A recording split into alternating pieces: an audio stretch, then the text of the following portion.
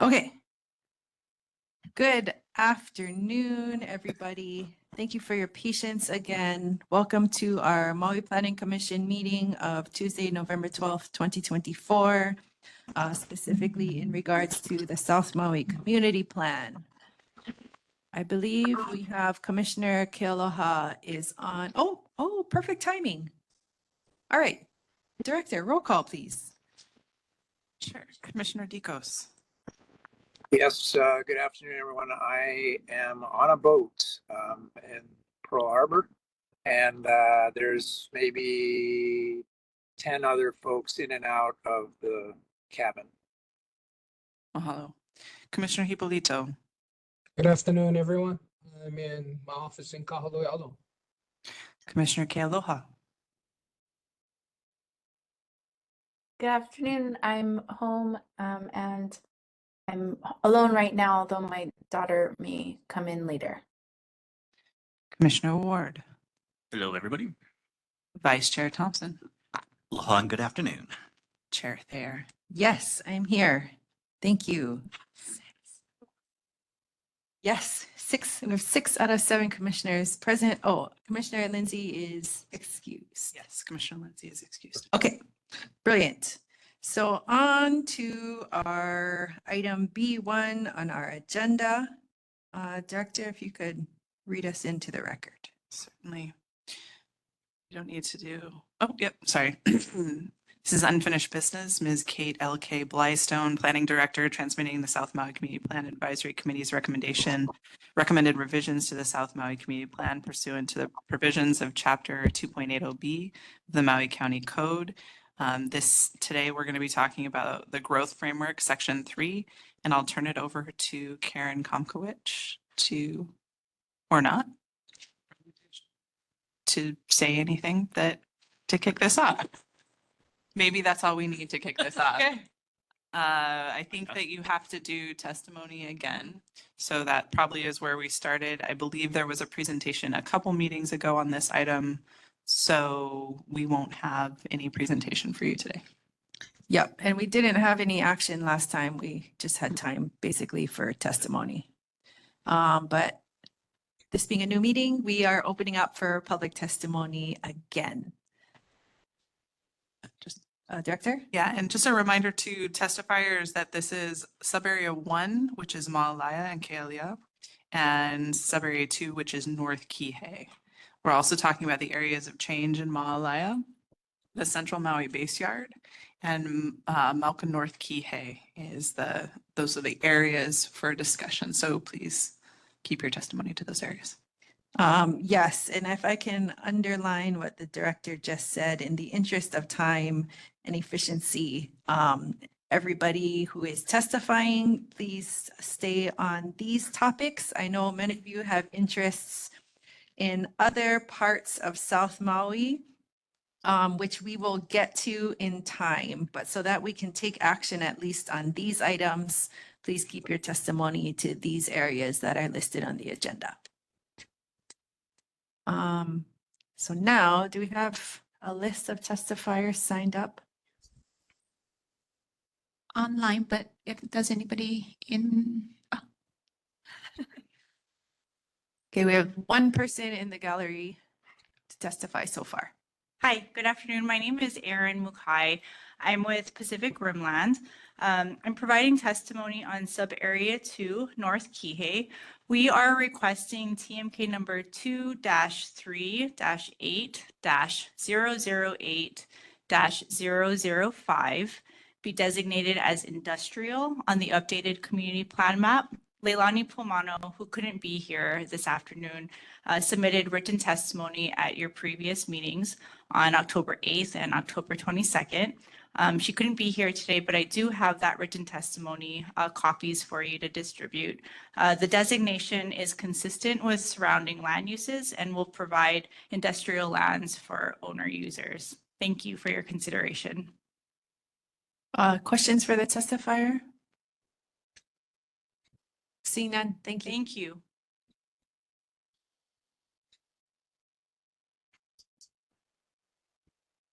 think that's everybody in person right now. So we'll go online. Okay. First person is Patricia Stillwell, followed by Audrey, Lester, and Bryce.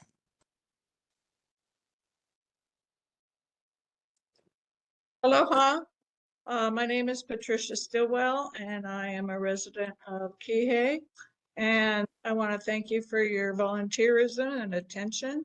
My testimony is pretty generic. It covers pretty much just the whole idea of the community plan. So hopefully it will fall in line with what you're looking for today.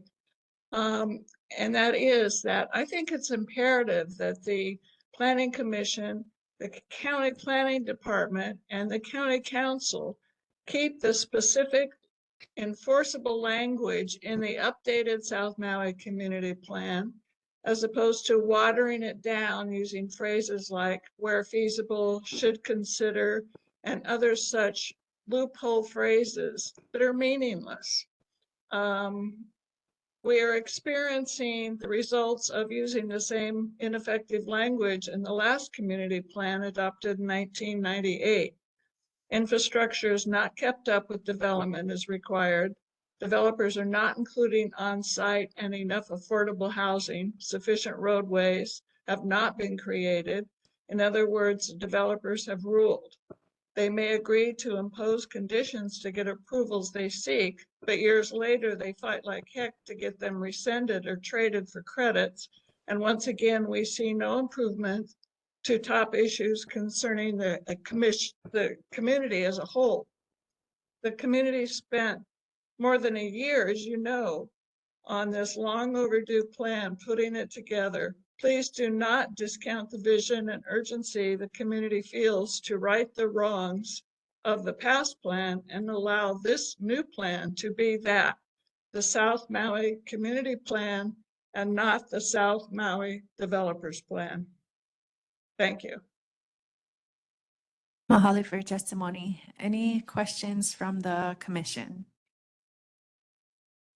Okay, seeing none, thank you again. Okay, next testifier is Audrey Lester, followed by Bryce and Wendy Wagner. Aloha, I'm trying to start my video. Oh, I'm gonna turn my light on. You can't see me.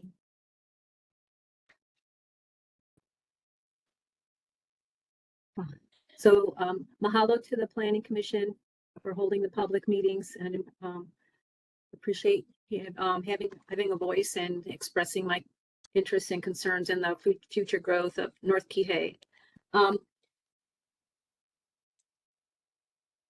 So I wanted to talk about the Pi'ilani Promenade, and I'm not sure if our first speaker was talking about North Kihei Sub Area 2 and all those tax code designations, but I think we might be talking about the same area, but I have a very different opinion.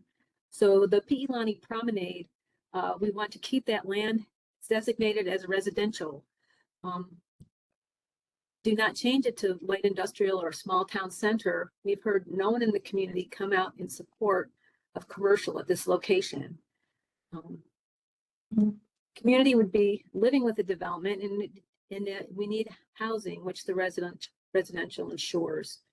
So even if the current owner says it'll be mostly residential, they could change it to commercial on the highway. They could sell, somebody could have a commercial vision, and the Kihei will not benefit from a commercial on the highway. Kihei needs more housing. So mahalo for your attention. Mahalo for your testimony. Any questions from the commission? Okay, seeing none, thank you again. Okay, next testifier is Bryce, followed by Randy Wagner and Johan Lau. Aloha. I just have a brief statement, mostly about safety. I'm very interested in having the road, the upper road that's contemplated as an escape route. I'm also very interested in having the greenway maintained as a fire break. the Greenway has lots of other important uses, but the two safety things that I think are very important for the county to consider are the upper road as an alternate way out of town and the Greenway as a fire break. So thank you for thinking about those two items. Mahalo for your testimony. Questions from the commission? Commissioner Ward. Thank you, Chair. Could you clarify what greenway you're referring to? In the development plan that I've seen the pictures of, there's more than one greenway, but there's a greenway at the top end where we've seen over the years fires coming from that direction. And I just would like to make sure that there's a good fire break greenway as part of the plan. Okay, thank you. I guess follow up to that. At the top, you mean just to, I On think the I know where windward you're referring side, to, but I just want to make east- sure that we the are. east edge on the windward side where I think there's a very real fire risk. Okay. Okay. Thank you. Any other questions from the commission? All right. Mahalo again for your testimony. Yeah. Okay, next testifier is Randy Wagner, followed by Johan Law, and then we'll go back to in-person.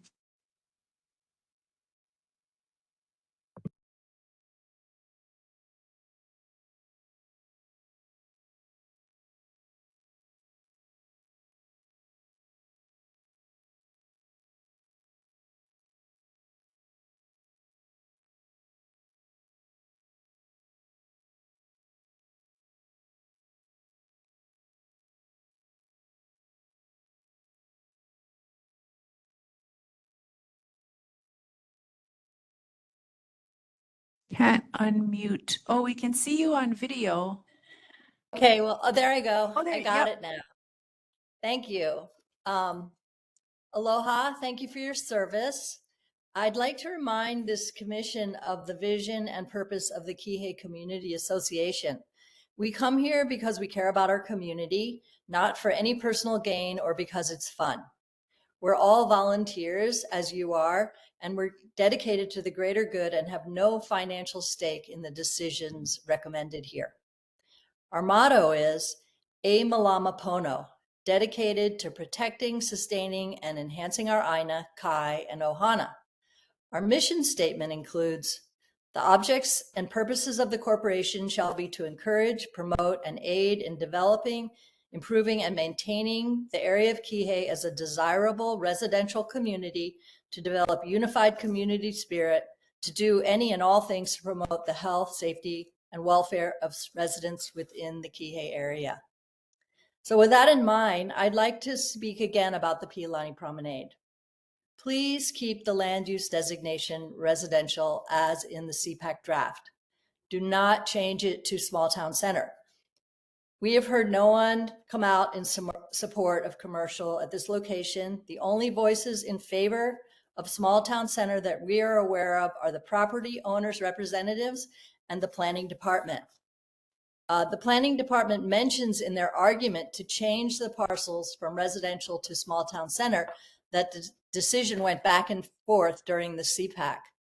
I would like to be asked later to clarify exactly what happened because it is not as the department implies. We need housing, which the residential designation ensures. The planning department's idea for small town center along the highway could be 100% commercial should the owner desire that.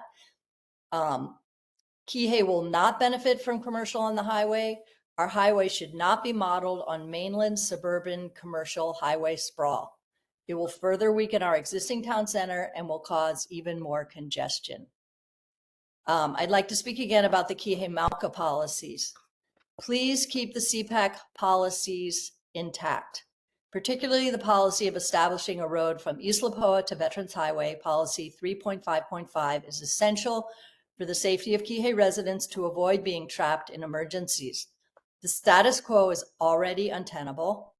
Changing the language from prior to occupancy to 30 prior seconds. to occupancy or concurrent with occupancy allows for pieces of the area to be developed and occupied prior to the completion of the full road, similar to the situation we have with the north-south collector road. KCA is trying to avoid congestion, especially with all the projects planned further south in Wailea and McKenna that have no new road required, only minor changes to traffic signals. Please do not allow the situation to worsen. It is not if there will be another emergency, it is when, and people will be hurt. Thank you. Mahalo for your testimony. Questions for the testifier? I have one question. Do you think you could briefly summarize how you were saying there were differences between the committee and the department with respect to Piilani Promenade? Do you think you could briefly summarize that? Yeah, I could do that really quickly. In the draft proposal by the planning department, they say that the designation changed back and forth during the CPAC from small town center to residential. And it is true. However, the first time it was voted as small town center, it was by accident. The chair of the CPAC believed that by abstaining, his vote would not count. However, his vote counted as for the change. So that was a mistake, and he asked to have it redone, and it was not allowed. And another member of the CPAC believed that small town center allowed for much more residential, and that's why she voted for it. She didn't realize that there is an option for 100% commercial in small town center. So those two people were extremely upset for a long time and worked towards having the new vote to correct the situation.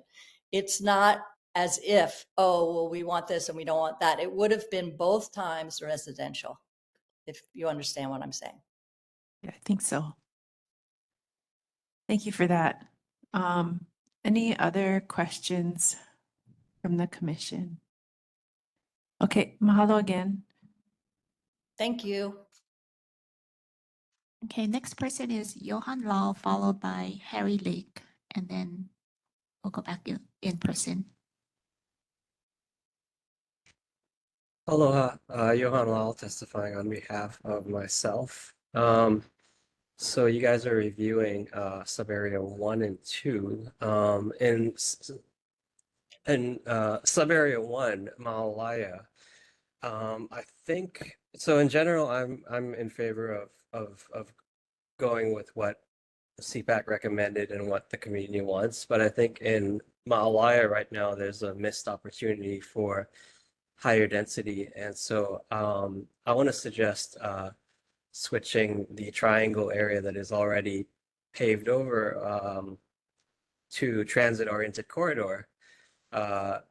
And that makes a lot of sense for this particular area because it's very central and there's easy access to transit, there's jobs, and it's already pretty high density along the coast. So I think the idea was to make it into kind of a small town, but I mean, that's not going to happen.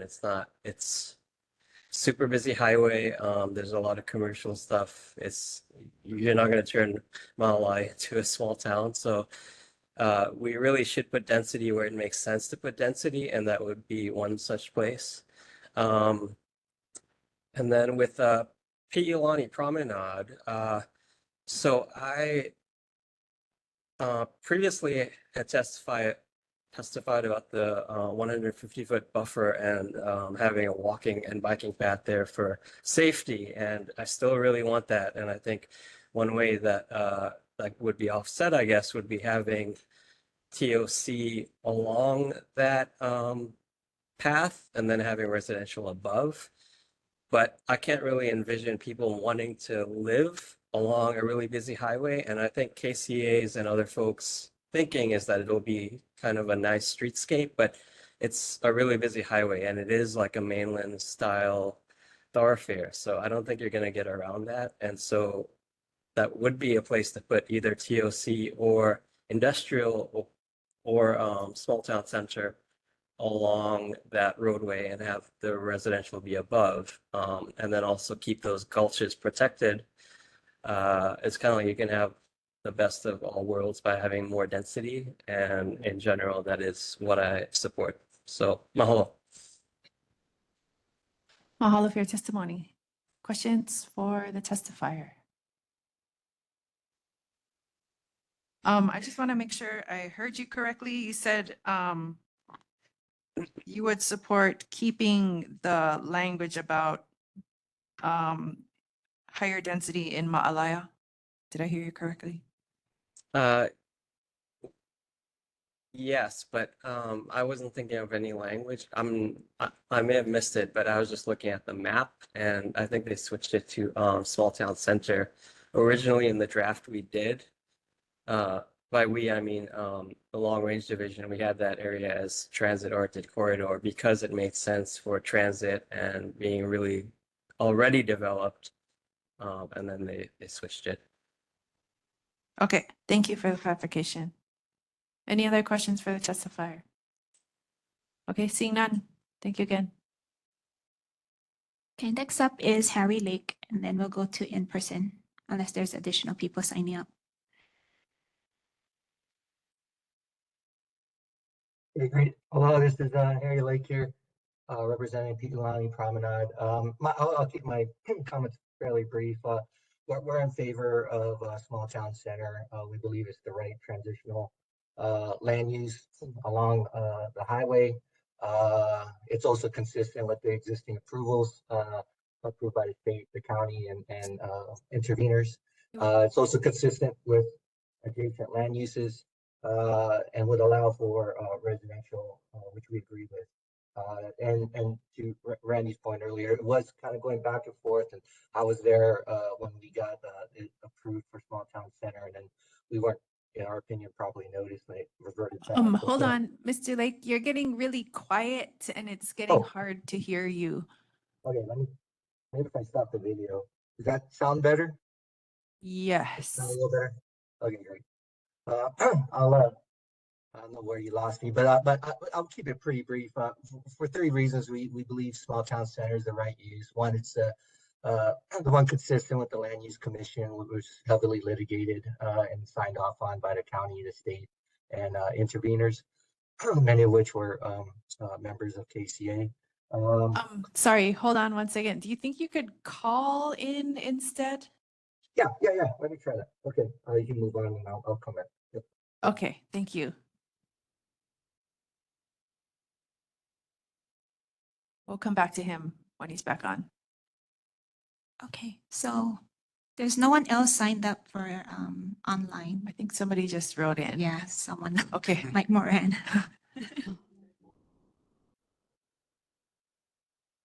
Mike Moran, I think you said you're signing up to testify.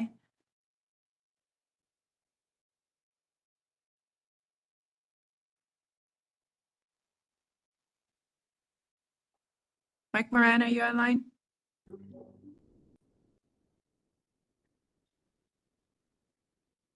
Yes, Chair, I think I finally got my microphone on. I'll try once more for the video, otherwise, there we are. Okay. Mike Moran, CPAC member. Thank you for your volunteer service to the commissioners. And I'm also have been on the board of the KCA for over a decade. And I just want to correct something that Mr. Lake just said. KCA was not an intervener. We were not any way part of it. So to say that we were is untrue. We were not any part of the intervention. We were certainly frequent testifiers at the Land Use Commission on the issue. And of course, I was on the CPAC, and I was the one that, after the mistake was made by a couple of my fellow commissioners, that made the motion to bring it back to what we wanted, the Pi'ilani Promenade to be residential. The last several weeks, I have conversed with many members of the community, and has been said before me, no one is looking for commercial there. And to say, we'll put the small town center in there and we can have residential in there, doesn't mean we must have residential in there. We have been burned before by promises that were unfulfilled. We like residential, which requires homes to be put in there. That's what our community wants. We don't need more commercial. We have a few more commercial areas that have tons of vacancies. So we certainly don't need any more up there and adding congestion.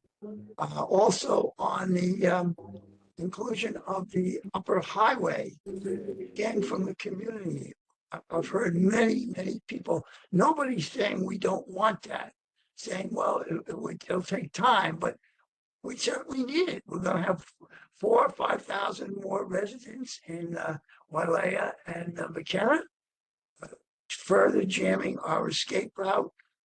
It has been said before many times, the Pialani Highway is a cul-de-sac. There's no way out. So that's your only escape. We need another escape route. We know South Kihei Road will be underwater soon. One other 30 item seconds. is, thank you, is this concept of allowing, permitting building in this Lorexa, which seems, I don't know what the right term is, but to say, well, we already have some there, so let's repeat the mistake. We all know what that insanity definition is.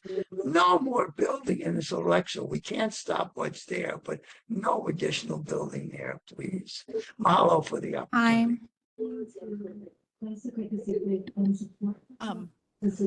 Sorry, Issa, I couldn't hear you at the very end. No additional building. Where were you saying? This Alexa, Okay, got it. reflect the sea level rise area. Yes, thank you. Any questions for the testifier? Commissioner Digos. Yeah, thank you, Mr. Moran, for your testimony. I hope you guys can hear me. Clarification, I know there's a lot of concern about Pilani Promenade, about being designated small town because as other testifiers have stated, you could do 100% commercial. Just clarifying, do you have, if you did 80, I think even Mr. Lake will clarify from his testimony, but if they were really pushing for 80-20, which is in the plan, could you designate 80% of that area residential and 20%, maybe it's not small town, but maybe something that provides the commercial for the rest of the 80? I don't know if that's a neighborhood center.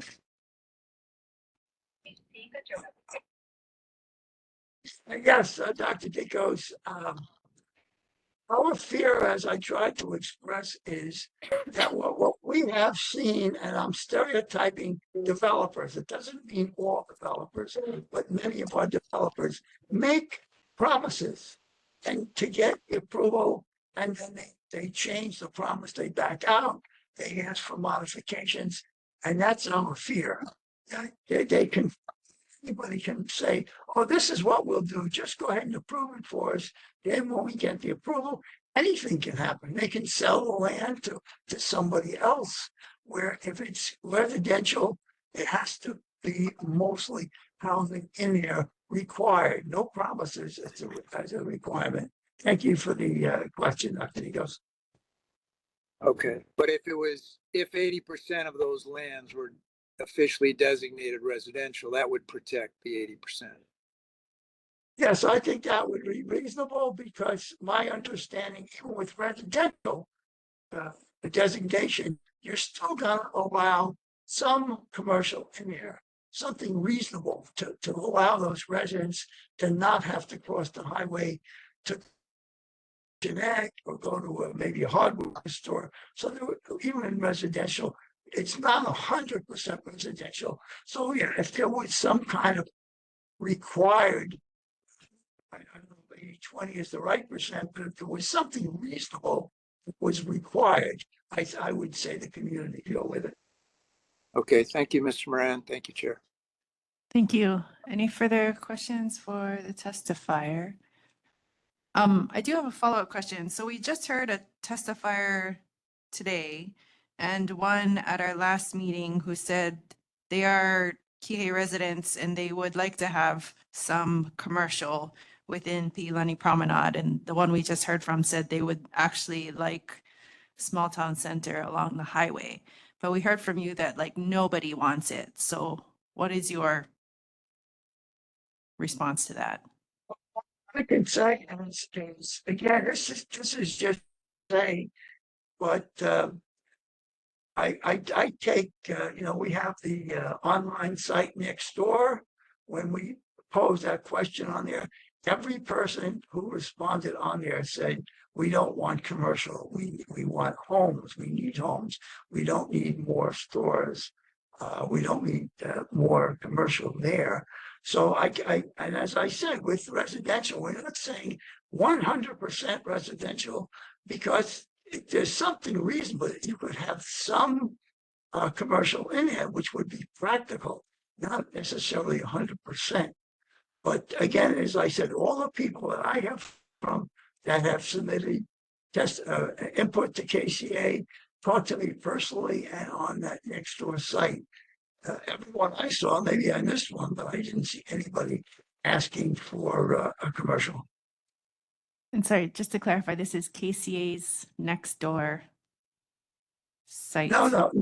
Next door is an app, right?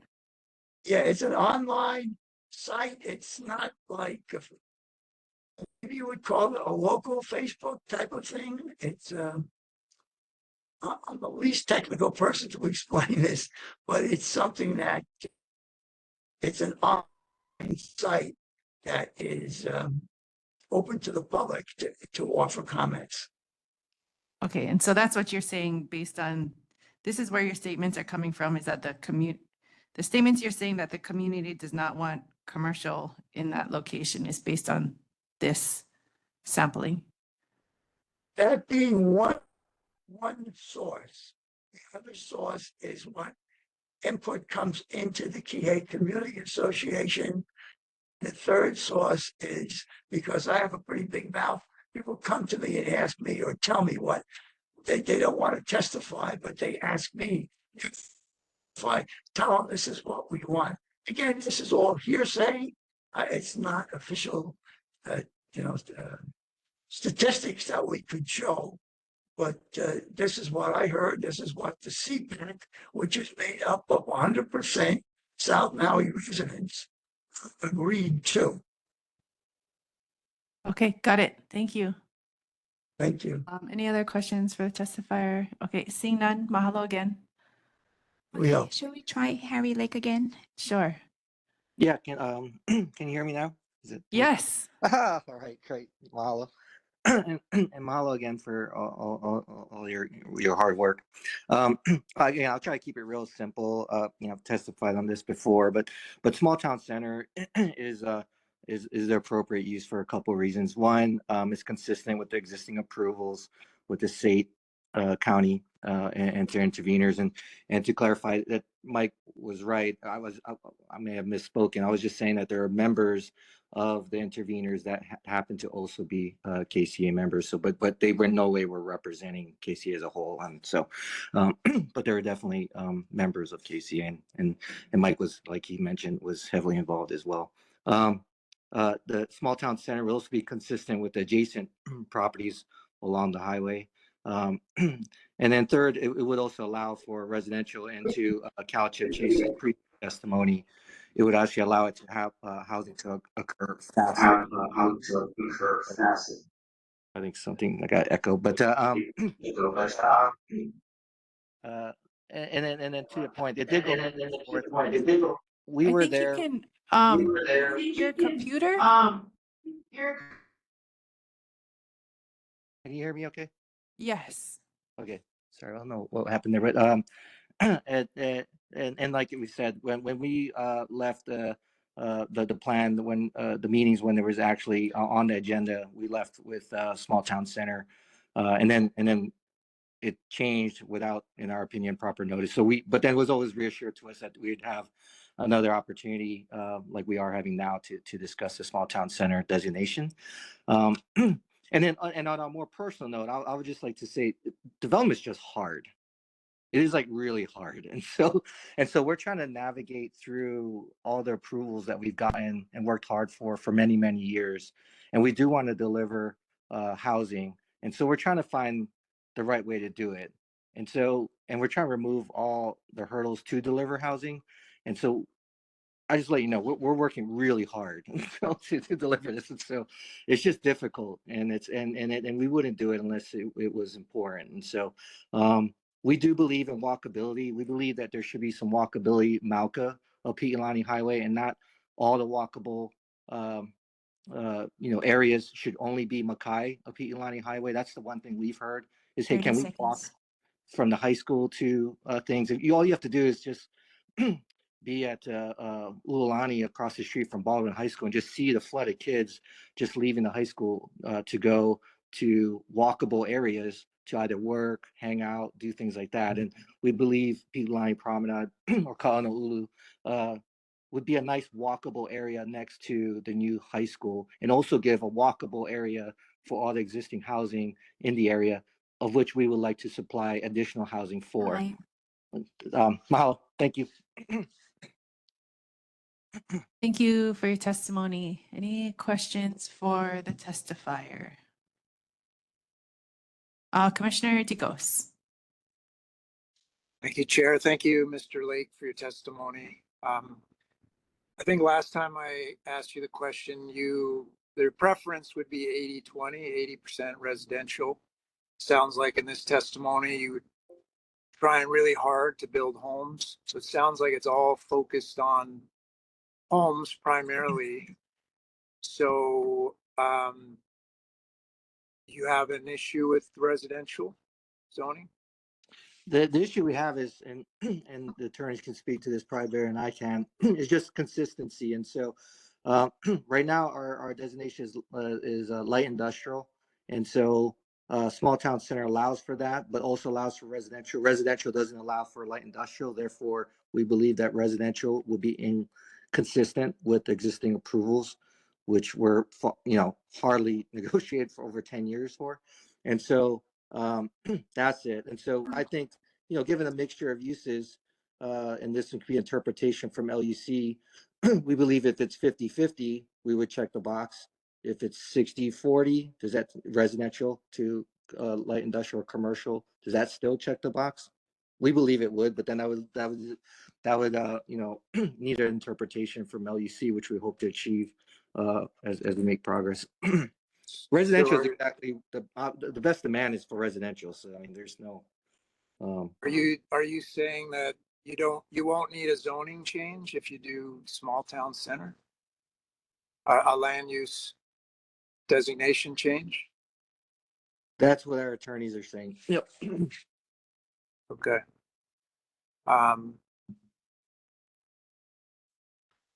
Okay. Thank you, Chair. Thank you, Mr. Lee. Thank you. And that could be held as a resource if needed. I'll hang on. Yep.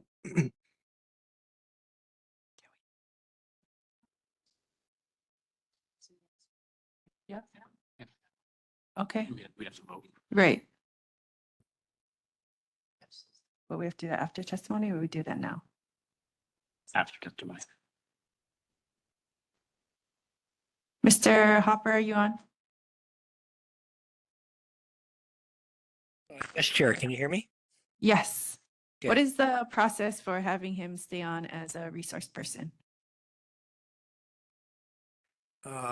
Sorry. We don't generally do that. We don't really have a specific rule for it. What's the, maybe it's better to just have that question sent through planning department staff. What did you want him to present on here? If you have a question, maybe ask him now, or, have those questions ready and you could maybe have planning staff submit that. I think that's maybe a little bit better because the resource person, keeping them around. If you have an applicant, that's one thing. That's a little bit easier to do. But as far as a resource person in a general public testimony situation, it's not really something we do at the Planning Commission. Well, this is in regards to Mr. Harry Lake, who is the Pi'ilani Promenade developer. Right. I mean, if you have questions for him as a public testifier, I think that's fine. I mean, otherwise, I think we would normally be sending him questions. If staff had a question for him, or if you had, questions now, I think that's more appropriate. But, the council process has a rule that talks about you have to have a special expertise and things like that. And, I mean, we can look at sort of establishing a process for the department, but I think I'd encourage you to ask the questions now, or, if we want to have a specific presentation from that person, have that at a later meeting as well. But we traditionally have not had resource people as public testifiers stay on, similar to how the county council does in this case. So I don't want to necessarily on the fly come up with a process for that. So to the extent you can ask him his questions now, I think that's good. To the extent you have questions for him that he can get back to you on, I think that's fine too. But we generally haven't been designating public testifiers as resource people at the Planning Commission.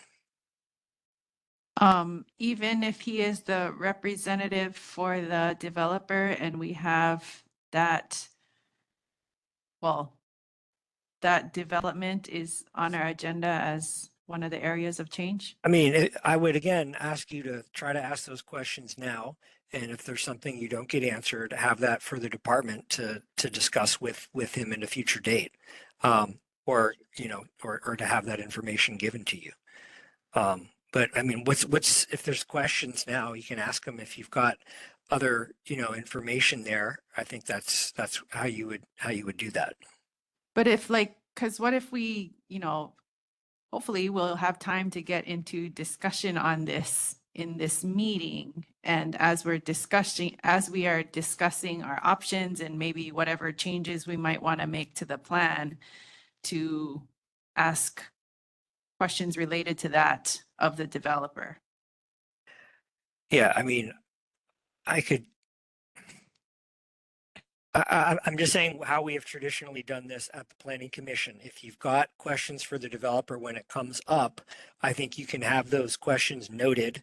I think as we have in other cases, and then have them, get back to us rather than have certain people kept on as resource people. I can look at how other boards and commissions may have done this, but I'm really not familiar with the process of this being done as far as a plan review rather than as a, normally that's agendized, that has that project on there. And I suppose we do have an agenda that has these different sections there, but traditionally we haven't done it that way.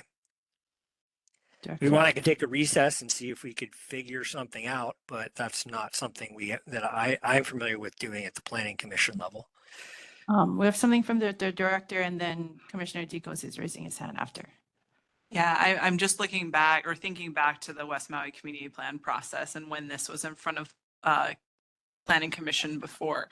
During the CPAC process, there was a presentation given by all the major landowners who had projects in that area, and the CPAC was able to ask them questions. I think a similar thing happened in South Maui, and that was the opportunity for the developer to have this conversation. My concern with keeping him on as a resource is that we would probably want to offer that to literally every other thing, and I'm not sure that that's an appropriate use of the commission's time. I do think, though, that what you could do in lieu of having him be a resource, and we can also take a recess as Mr. Hopper recommended or suggested, in lieu of that, you could just say, my questions for the project proponent are, this, and this, and then he could certainly write a letter back to the commission explaining the answers to those questions and show up and testify at the next meeting, assuming that these items are still on that agenda. So that's an alternative solution. Okay. Commissioner Dicos. Yeah, I was just going to share my concerns. Also, just having a developer as a resource. We know how these community plans go, right? They go through the CPAC, and then the developers kind of hope they can get something back. So if we were to have them as a resource, we'd certainly want to have some representation from the community as well. So I have some concerns with having them as a resource. Okay. And Chair, I will say that I understand why you want to get that information about with the representations from the landowner on the potential designations. I do think that's an important thing to have as a matter of record. But I'm just saying, leaving them on as a resource person in perpetuity is generally not something we've done with public testifiers in the past. Though, as I said, we could look for sort of establishing a protocol for that, but it hadn't been done that way in the past. But obviously, having developer or landowner input on a proposal can be important if that's something the commission wants. Okay, got it. Thank you. Any other questions from the commission? Commissioner Tikos. Yeah, question for Mr. Lake. Yep, yep. You mentioned that you don't think there needs to be a land use change to do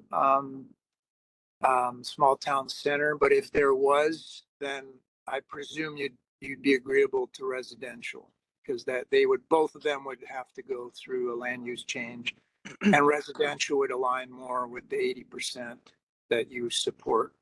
Correct? Does that sound correct? I would check. Our main goal is consistency, and so that's to the extent that there is no designation that's consistent. Then I guess I could see your point.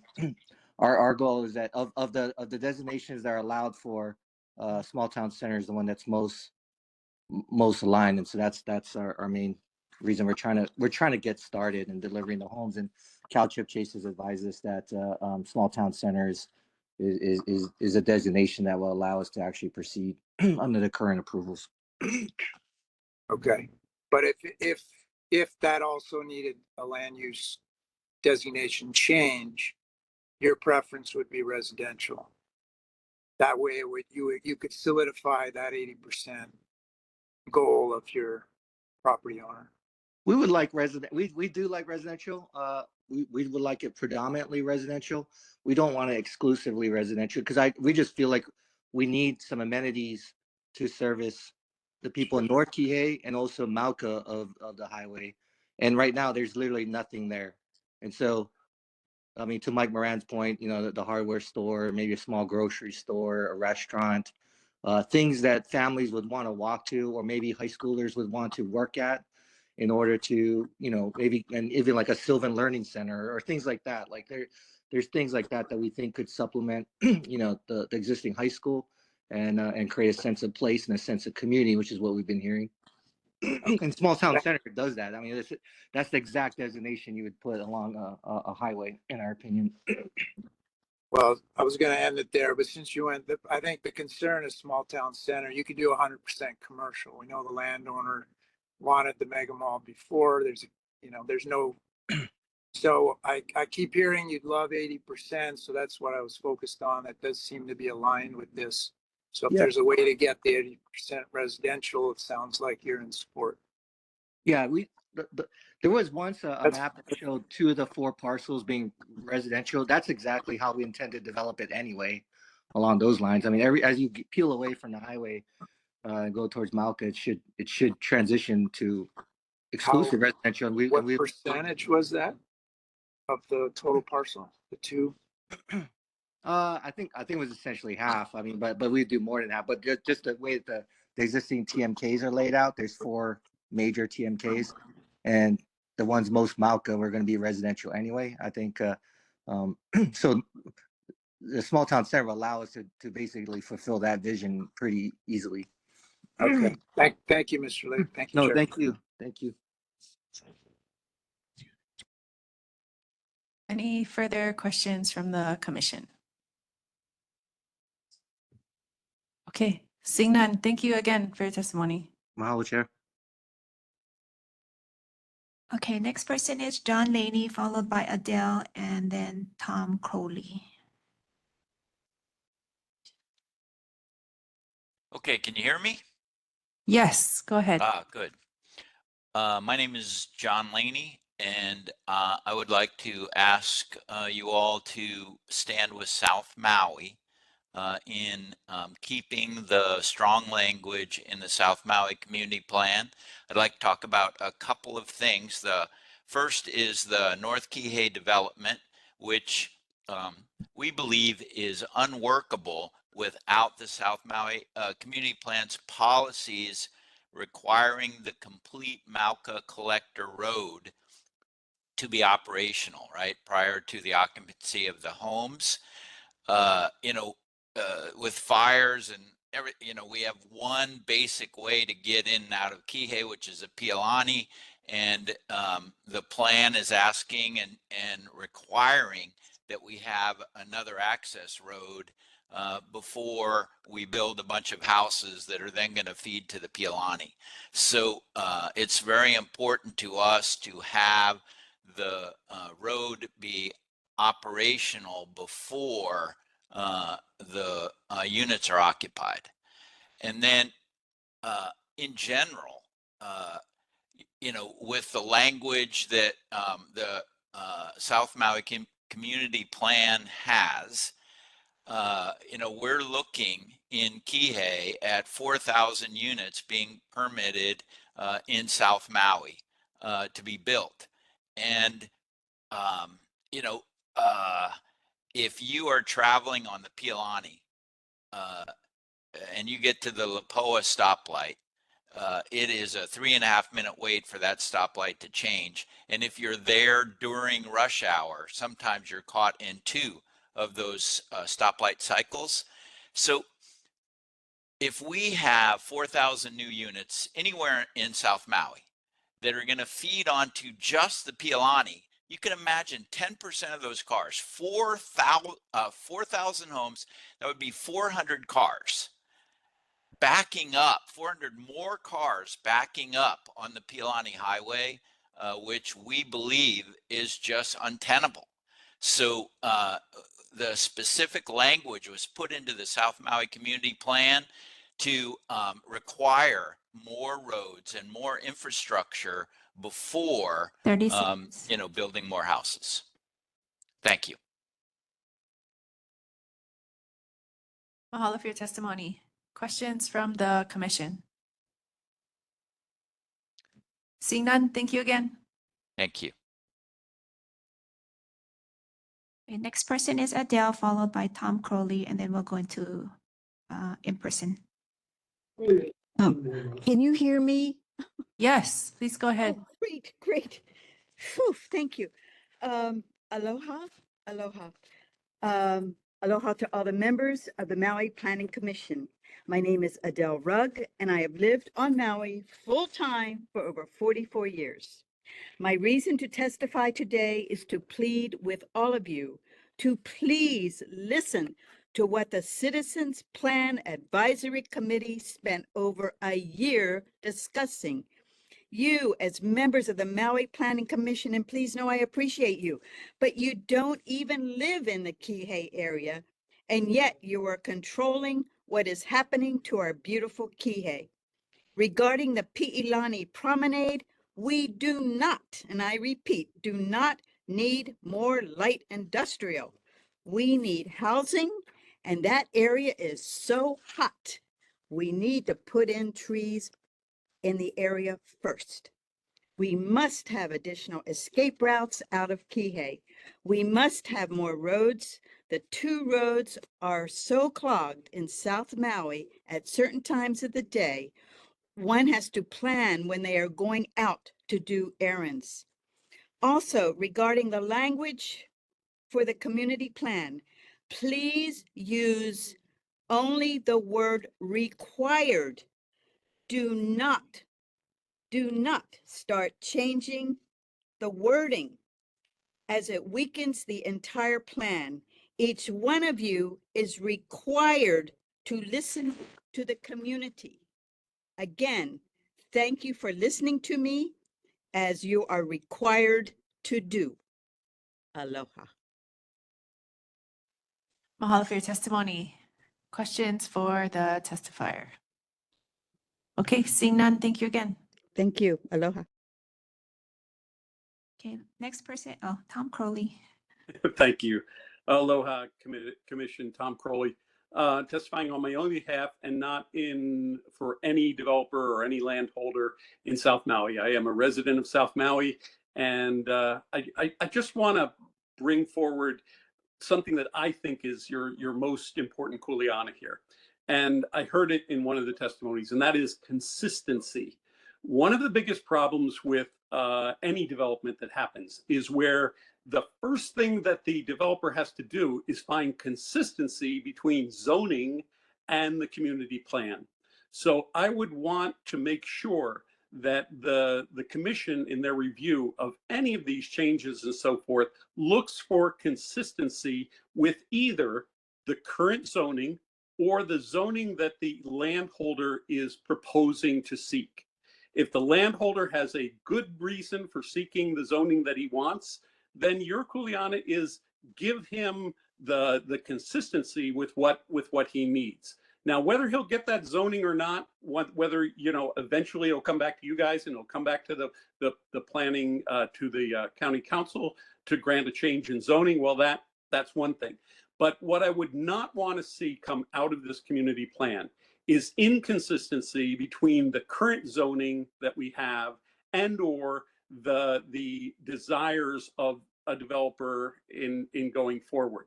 And it sounds like some of the folks that are testifying are asking for you to do exactly that, to create an inconsistency to make further development of that land impossible. Now, I'm not talking about any particular project, but I just want you thinking about that as you make your decisions about what to do. The other thing, and I said this early on, is I do not believe that the community plan should be a whole nother layer of zoning and contain a whole nother set of requirements that aren't in the zoning code. So please resist the temptation to create unique rules for South Maui that change what can and can't be in current zoning.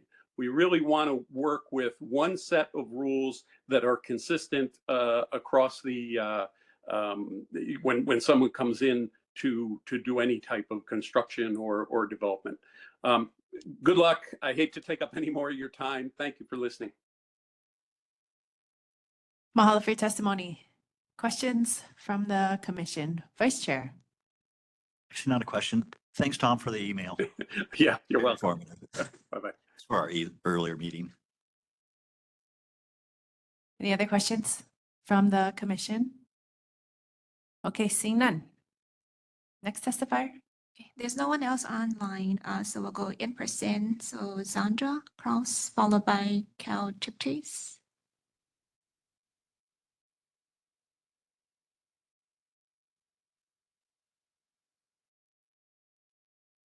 Sorry, I move very slow these days. Again, I'll be testifying on 2 items, yeah?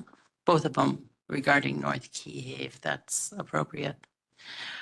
Aloha abakea, Ozandra Amaral Kraus, ko'u inoa, ikea manava, ke hoi kene o I ko'u mau mana'o.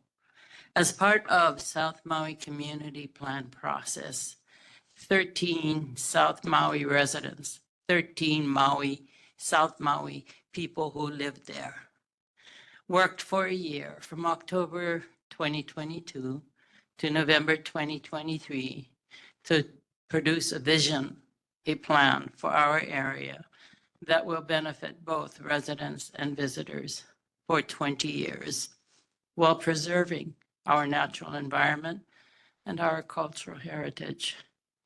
Over 80% of the Community Plan Advisory Committee CPAC decisions were unanimous with a lot of discussion. There was also extensive participation by the local community, people 4, 5, 6 generations who lived there, members, which were incorporated into these final plans. I humbly ask the Maui Planning Commission to not now remove any of the protections in the plan to allow for greater freedom for the large developers, those especially not from Maui, to do what they want with our home land in South Maui. I would humbly ask also commissioners to please, number one, show us, the citizens, the water that would benefit the locals, not industry. 2, Okaimoka, already unsafe for our children in our kupuna who already live there. This is their home. 3, we do not need any more mixed uses or industrial or commercial areas in Kihei. We need home. I'm sorry. Sorry, I'm no, I kicked her under the table. That was an accident. They're playing footsie. You know, I saw that. I'm sorry. That's why. I'm sorry. Okay. We do not need any more mixed uses or industrial or commercial. We need homes to call our own. Too many existing stores, shops, offices, and shopping centers sit empty. I have sat before this planning commission, not you, but many years for the past 25, 30 years of my life. And as a native, I find it 36. I'll go on to my second item. Compelling to say that I have heard this issue about housing for this past 35 years and even before that, when Elma Cavallo was our mayor. And unless we start really sincerely looking for ways to develop these homes and make it available to local people only, it'll never, ever. Okay, I'll move on to my next item. We need, guys. Do you think you can summarize in a sentence or two? Okay, this will be the summarizer of the first item. Sure. Thank you, Madam Chair. We need houses, especially in Lahaina for our families who lost it all. We are South Maui, and we ask that you all respect the decisions made by South Maui residents in the CPAC planning process, which was done by Kihei residences. Thank you. That goes for that one. Oh, sorry, your 3 minutes is up. Oh, I'm going to testify on my second item. I don't know that we can allow you to do that. Sorry. Oh, I think everybody gets 3 minutes on everything. on all the items? Correct. Oh, that's okay. Okay, I'll sum it up. The Pi'ilani Promenade, that is the large project. We do not need it. There's too many empty shopping centers, too many empty, and that's right down the street, and you know that. Right from where I live, it's practically empty. We don't need that. What we need is home. So I humbly ask, as you look at this, listen to the citizens, not the developers, not the people who are benefiting from these changes. Thank you. Thank you. Mahalo. Sorry. Questions for the testifier? Okay, seeing none, thank you again.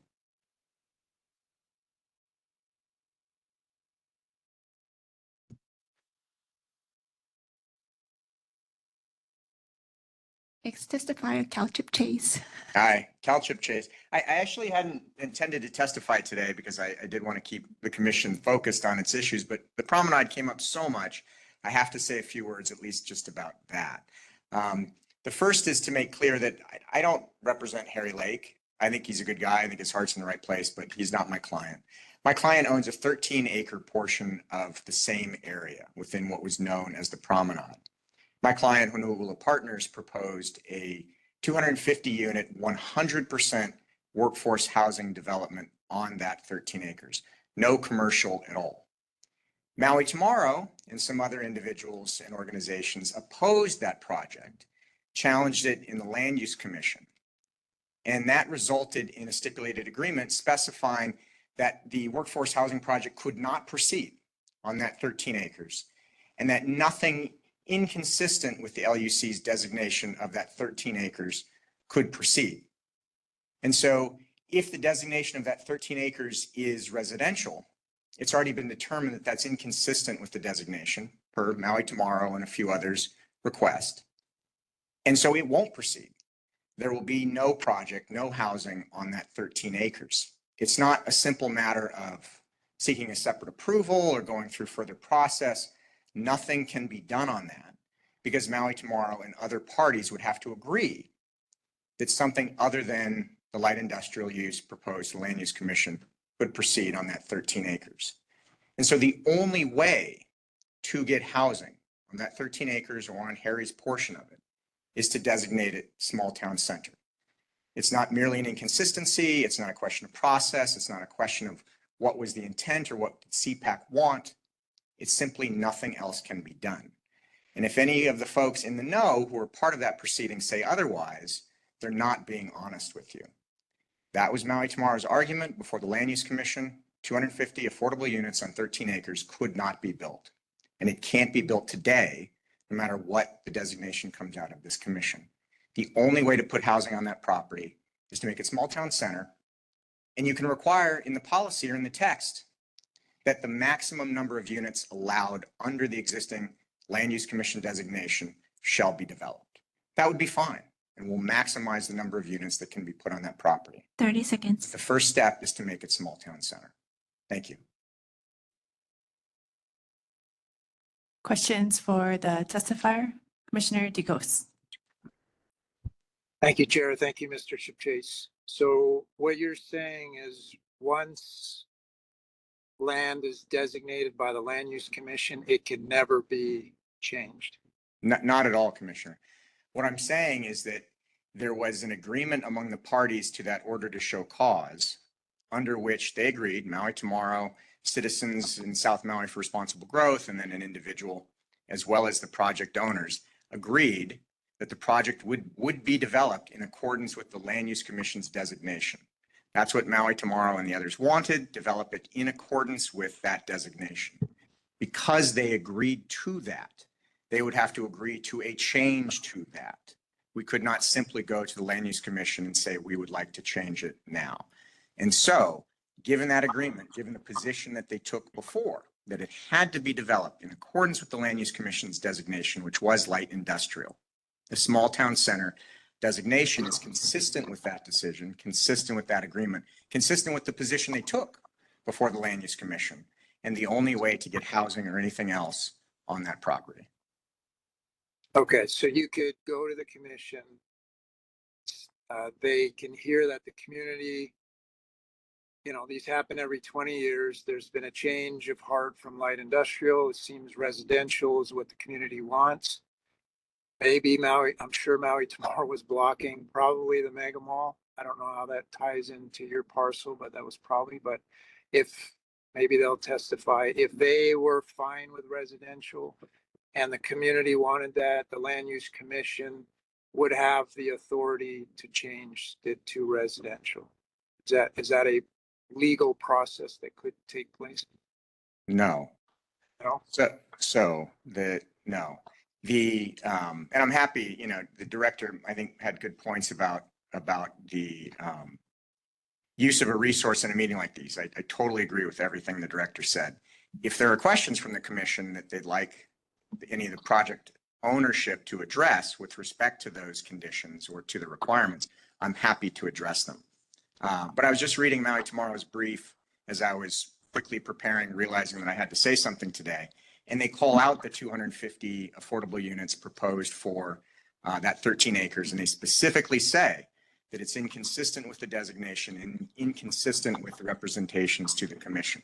So they specifically opposed developing 250 workforce housing units on that parcel, not merely the commercial components of it. Sure. But to your question, Mr. Commissioner Decos, it's not merely that they would show up and say, okay, all the parties to that agreement would have to sign off that some other use would be allowed.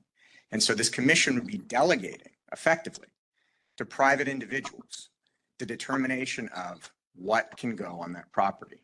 I don't think that's an appropriate role for the commission. I don't think that we can count on that agreement to be achieved. And I don't think that it would end in anything other than a taking of property because nothing could be developed. Okay, I can probably ask Corp Counsel the question. But thank you, Mr. Chipchase. Thank you, Chair. You're very welcome, Commissioner. Any other questions from the commission? Vice Chair? Sure. How long ago was this agreement made? Do you know? Years ago. So that's what we're left with now is etched in stone, and you can't put affordable housing on if it's residential. Correct. And that's, thanks, Mr. Perez. Thanks to all the parties to the agreement. All right, thank you. I have a follow-up question. So you're saying that of all the land use designations that are identified by this community plan draft, that small town center best aligns with light industrial? I think I would phrase it this way, Chair. Small town center best aligns with the Land Use Commission's order and still allows housing to be developed. You could have an industrial designation or something else that would facilitate compliance with the commission's order, but would not result in the development of housing as part of the project. And so as I comb through the designations, it is the one that I can find that would allow us to do housing. And as I said, we would do, if the commission directed in its policies or any accompanying text that the housing be developed to the greatest extent allowed by the Land Use Commission order, we would be glad for that limitation. And that's because the small town center allows for mixed use. Correct, Chair. Okay. Thank you. Thank you. Any other questions from the commission? Okay, seeing none. Thank you. Thank you.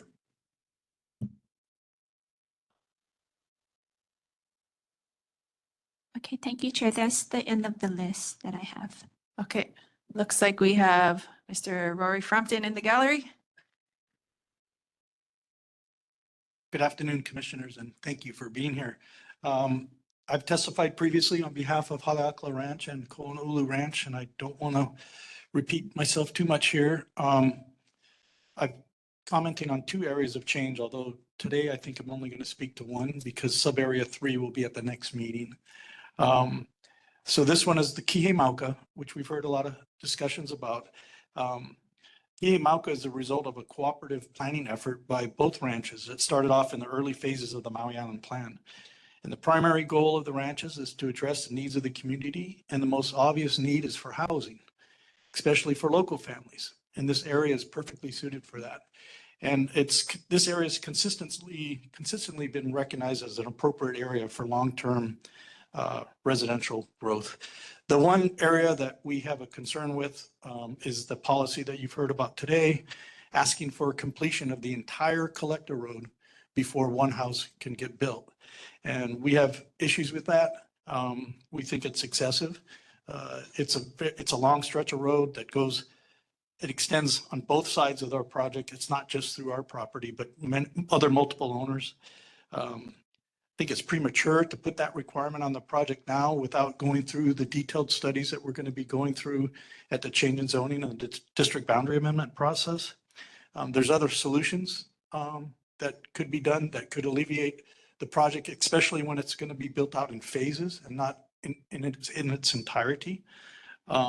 So we have provided suggested language. And I want to say the ranches are very much in support of this Mauka Collector Road. In fact, I testified in front of the State Department of Transportation and helped get the language in their plan, which recommended this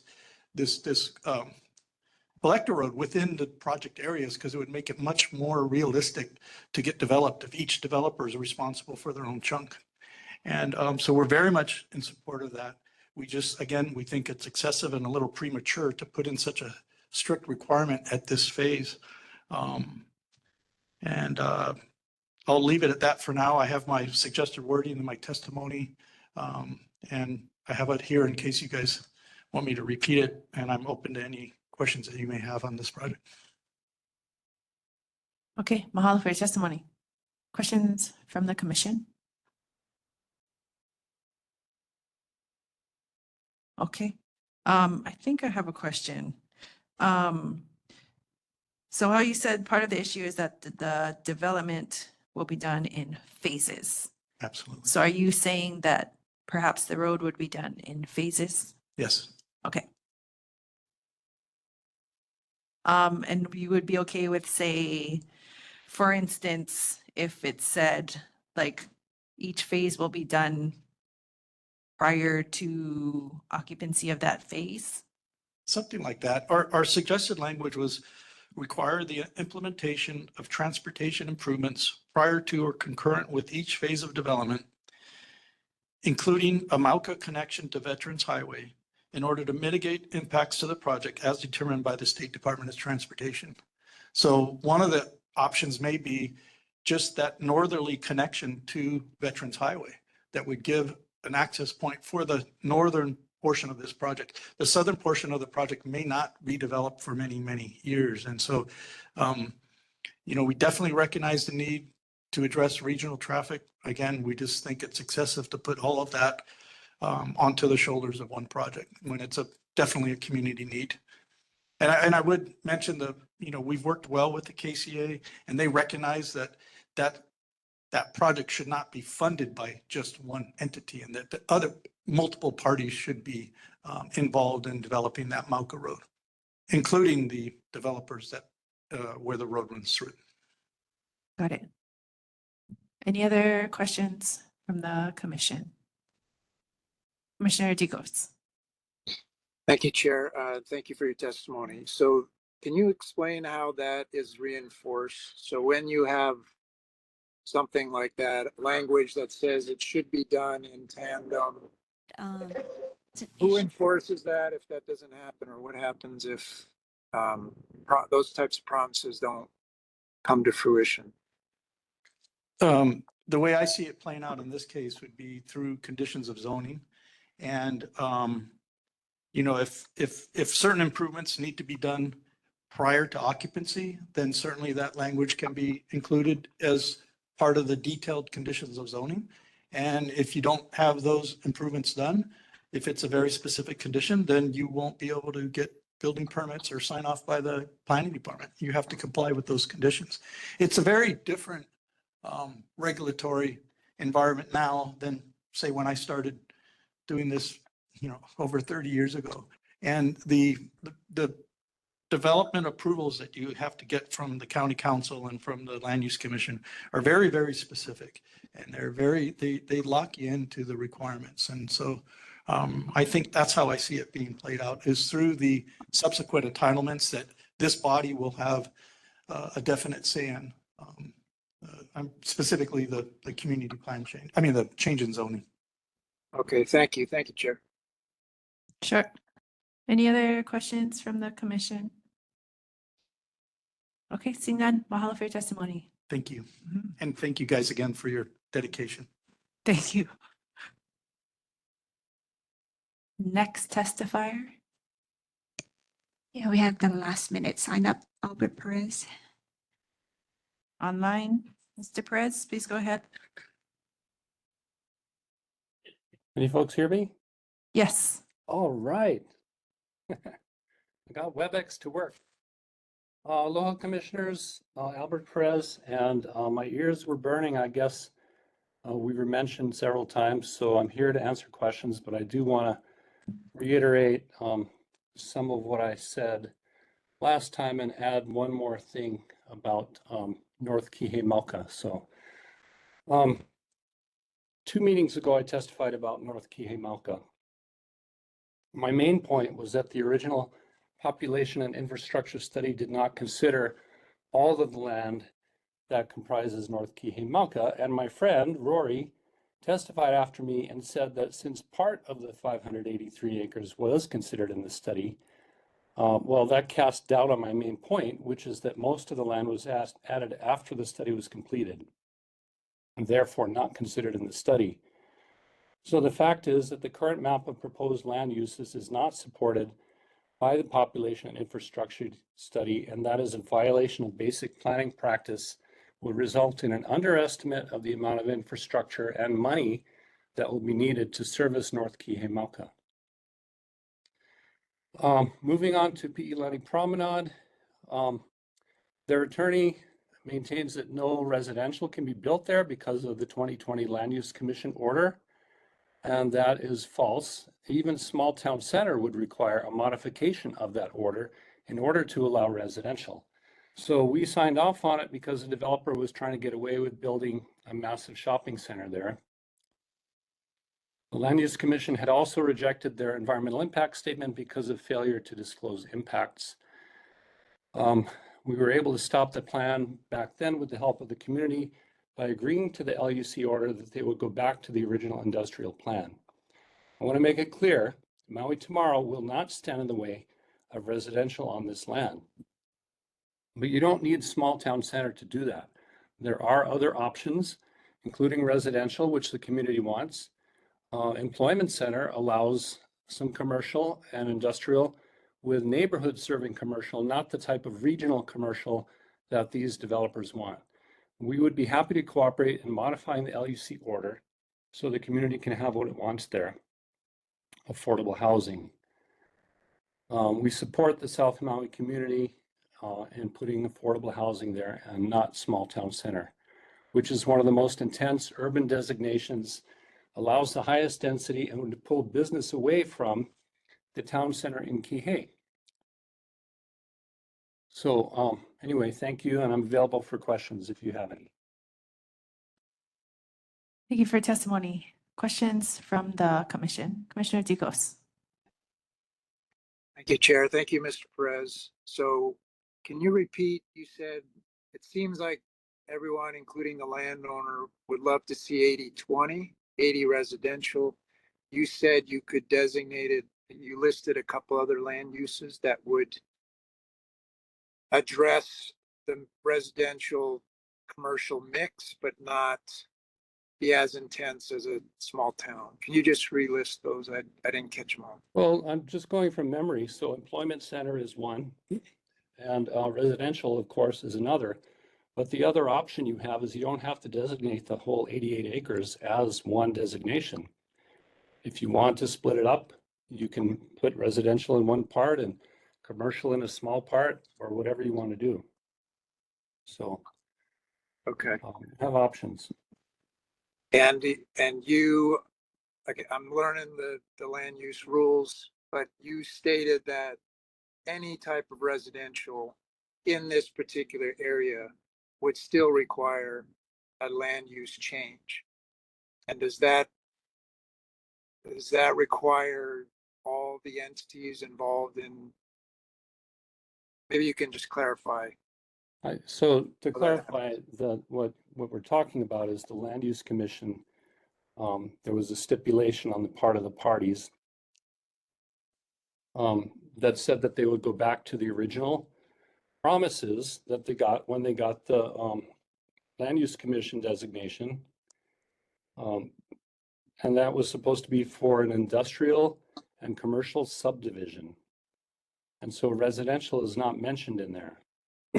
In order for residential to be there, all the parties, including Maui Tomorrow, would have to agree that that is okay.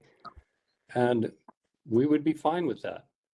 Originally, we were hoping that it could be open space and maintain all the cultural sites that are there. But, you know, we respect the will of the community, and there is, in the Land Use Commission stipulation, there is more preservation area than there used to be. We would like to see those gulches preserved because that's where the cultural, that's where the cultural artifacts tend to be concentrated. But yeah, everybody would have to agree to a change, and we would cooperate in that for the benefit of the community. Okay, and the last question, for my understanding, what does that process look like? Just if all these entities decide to go for a land use change, what does that process look like? So that would occur at the Land Use Commission, and there would have to be some kind of a petition, I believe, or a request for modification to the Land Use Commission. And that would occur outside of the county's process, although the county would be a participant. I want to say that the community plan is an expression of the vision of the community. So if the community says, if the community plan ends up saying that we want residential there, that the Land Use Commission would very likely take that into account. Okay, thank you, Mr. Perez. Thank you, Chair. Thank you. Any other questions from the commission? I do want to clarify. think I heard you say you would be more open to employment center designation than small town center? Well, I'm just naming that as an option, but when you look at employment center, I believe that it mentions some commercial and it says neighborhood serving. So you might want to check that. The small town center has no such goal in the land use designation. So looking in the plan we have, the employment center appropriate uses is light industrial, business incubators, live workspaces, retail and commercial uses that serve the workers in the center, and parks and civic spaces.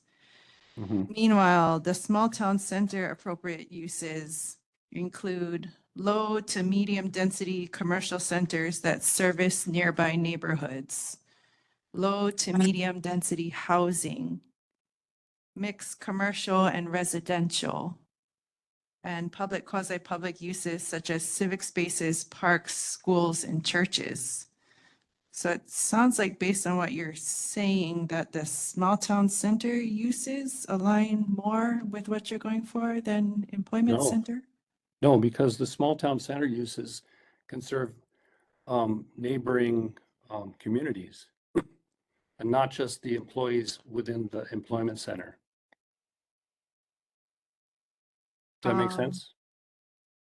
I guess so. I'm not entirely reading that because the small town center, it says it's services nearby neighborhoods. But not And just the it's- neighborhood. So, and that is ambiguous, right? What is a neighborhood? Is that defined? I think that's a problem with the designation. Okay. Okay. Thank you. Okay, aloha. Next testifier is Judy Allen. Thank you. Can you hear me? Yes, go ahead. Thank you. I actually am from way down by the ocean on Ulunia Road. And I really am very grateful for the MCAP to have spent over a year in putting together what was best for the Maui South community. We already are just gridlock on our traffic. I'm on Ulunia Road, and of course, the Lahaina fires scared all of us. We have no idea how we will get out of Ulunia Road and out of Kihei in order to evade any kind of natural disaster. You know, to put more commercial, which the big mall that is contemplated would do nothing but cram up the Pi'ilani Highway and everything else. I really beg for the Maui Planning Commission to pay attention to the community who you have asked to do the work. They have given you their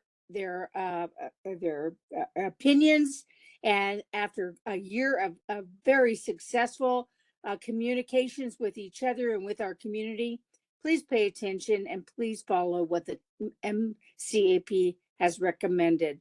We do not want the mall. We told you that a couple of years ago. We don't want that. We need housing. And please pay attention to what the community wants. And thank you very much for listening to me. Mahalo. Mahalo for your testimony. Questions from the commission? Okay, seeing none, thank you again. Okay, thank you, Jared. That's the end of my list. Okay, last call for public testimony. If you're online, please notify staff in the chat. Otherwise, going once, going twice, three times. Testimony is closed. Temperature check, literally and figuratively, commissioners. Shall we take a 5-minute break?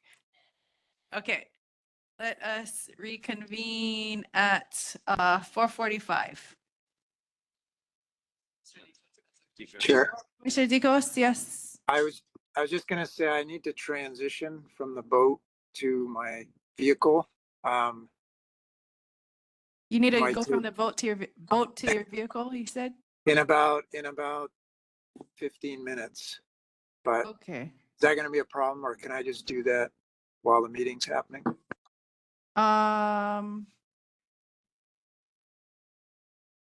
Take a break?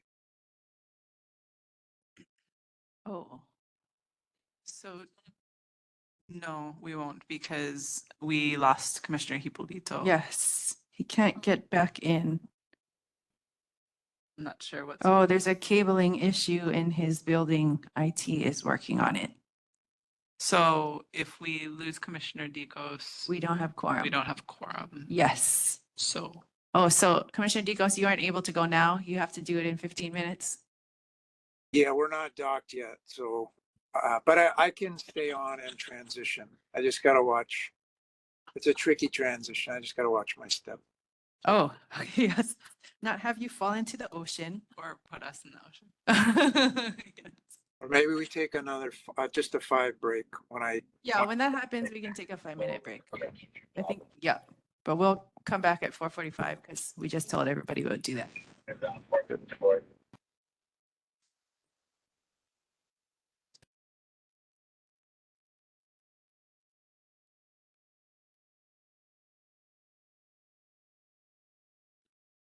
Nice voice. Commissioner Dicos, are you at dock in 5 minutes? Do you have No, more time? yeah, it'll be probably 30 minutes. Oh, okay, all right. That'll work. At least, yeah. Okay, perfect.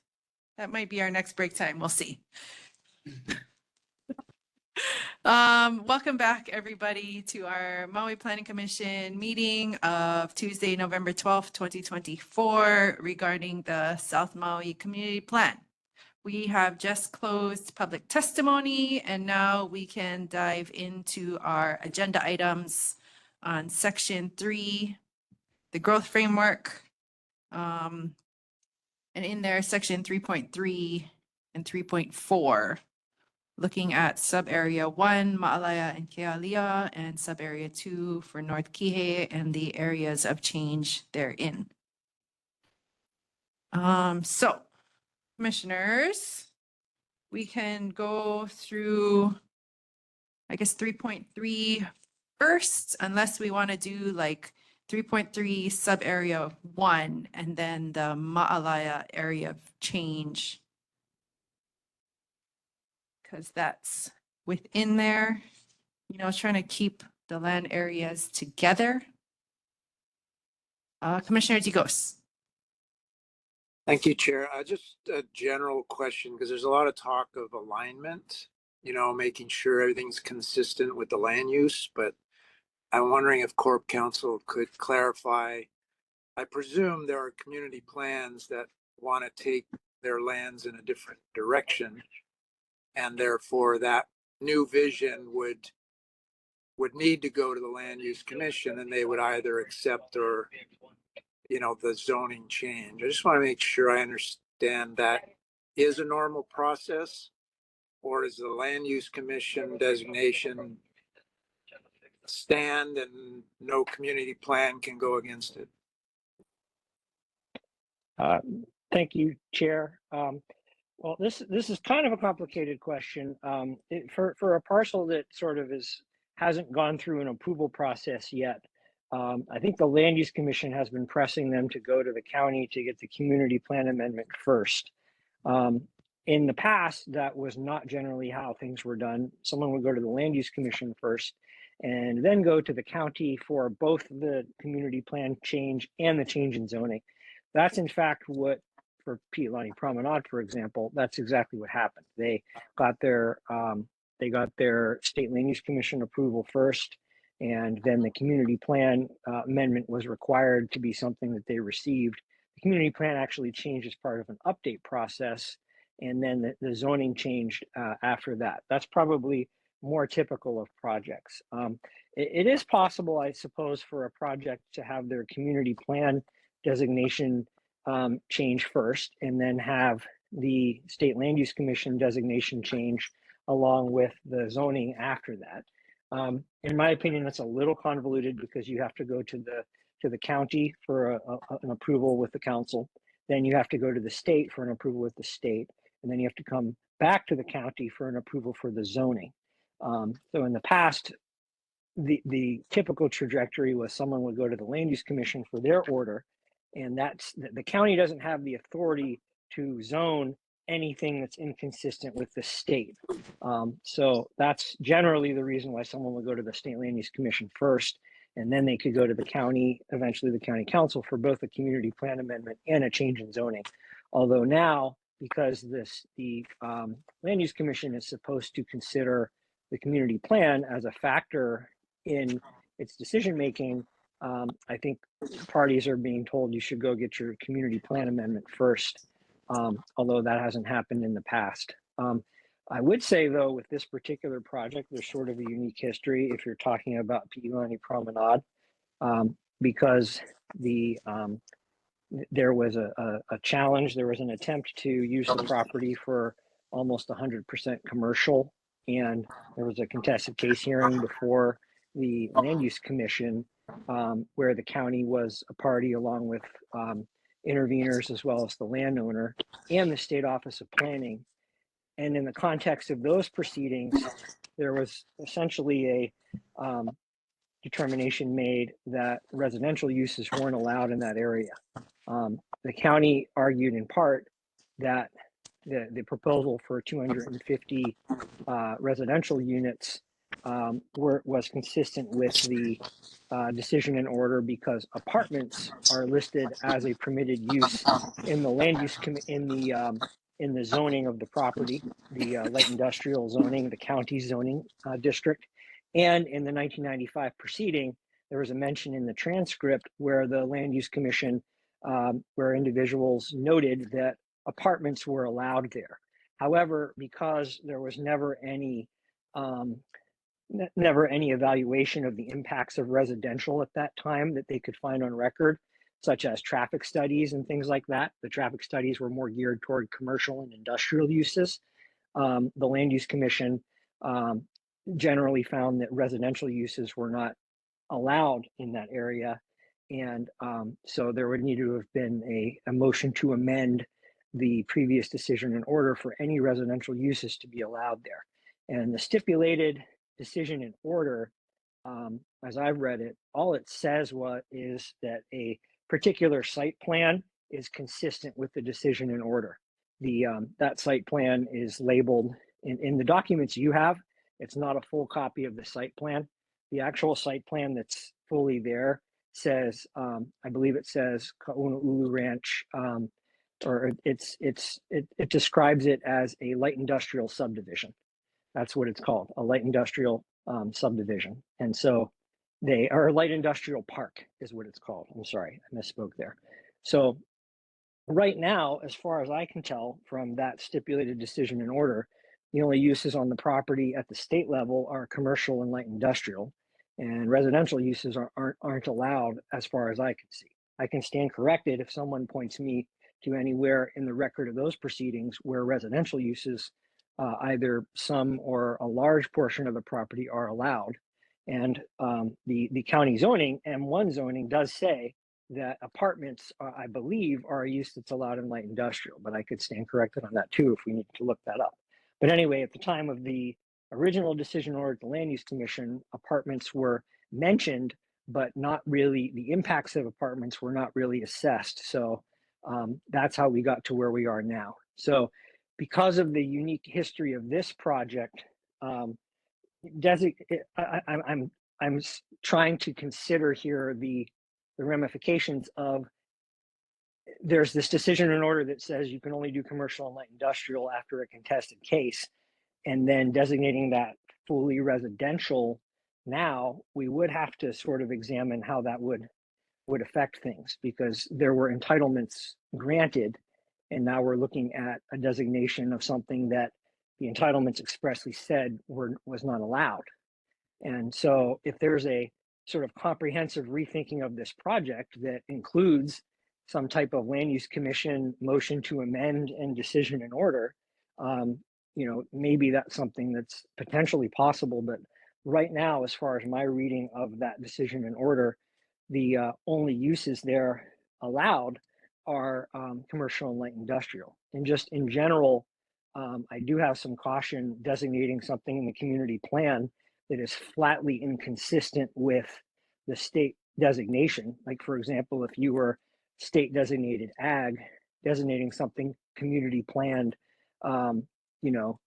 residential or something inconsistent with that without sort of a pending application at the commission or something like that could be potentially problematic, though. I mean, not necessarily unheard of, but certainly in a case where we have a specific procedural history like this could be potentially problematic.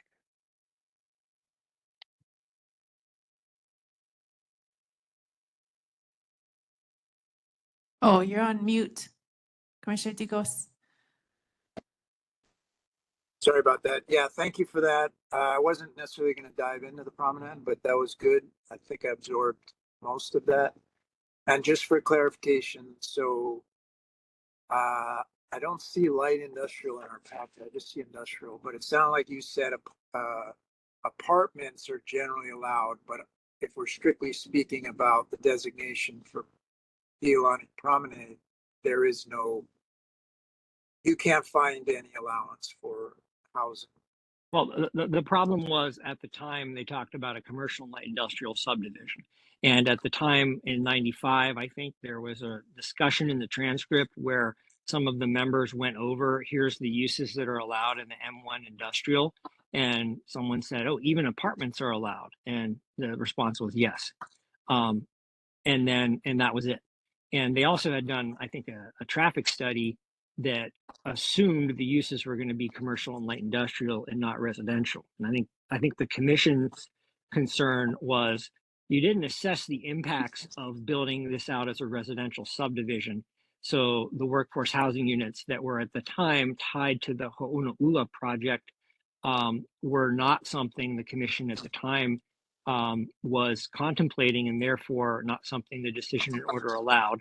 The county disagreed with that, but ultimately the commission, I think, found that it was not okay with those apartments being allowed as a use there. And so, we ended up with the sort of stipulated decision and order going back to the classic commercial and light industrial subdivision idea that was originally discussed with the commission, and that's in the stipulated decision and order. There's sort of a updated site plan that has more of a cultural preserve, a frontage road.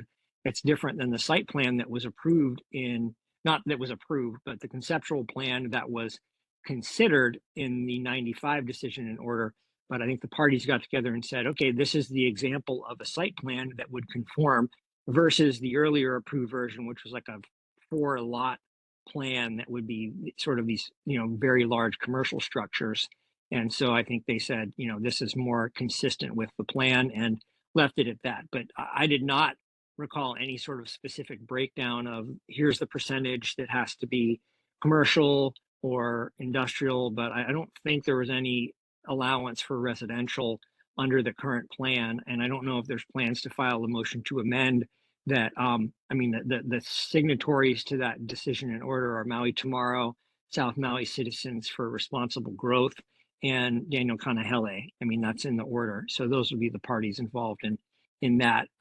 There also may need to be, with the Land Use Commission, I don't know if there's any trigger for an EA or EIS for that such a project. I'm not sure what type of, other assessments and, things like that would have to be done to go back to the Land Use Commission to ask for that.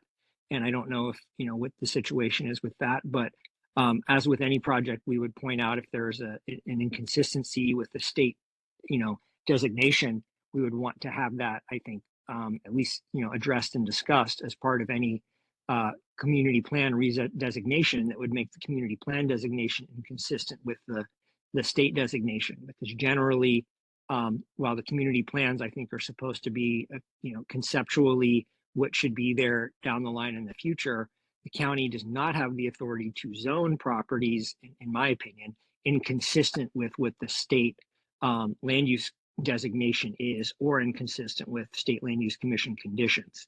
That's potentially down the line, but I think looking for, for planning in the future, that is something we have to consider in doing this designation.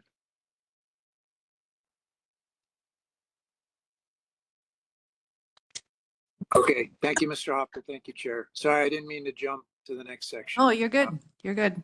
This is a good time for any of these kinds of clarifying questions. So after testimony closed, I should have asked if anybody had questions for the department based on what we heard. Anyway. And sorry to be long-winded and address all those issues, but I am trying to anticipate this coming up and trying to get that there because I had that background and didn't know if I'd have the chance to sort of share that in the future because I think it was important. The last several meetings have gone over this topic. No, thank you. This is helpful, Mr. Hopper, because we've heard various angles on this subject, so it's nice to hear from you on this. Any other questions from the commissioners for the department or anything? Department or Corp Counsel? Okay, seeing none for now. All right, so are we ready to dive into the plan? Yes. Okay, how about we start with sub area 1? So the planning department, long range division, if you see in the memo or update they gave to us, based on our input from previous meeting to put the introductory information or the descriptive information about each sub area into a table format. Thank you for working on this. So we will start with this, I think.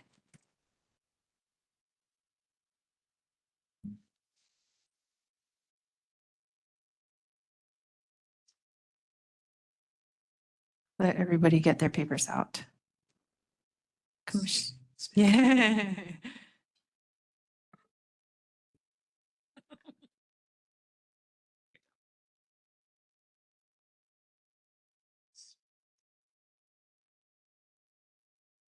It's real fast, question real fast.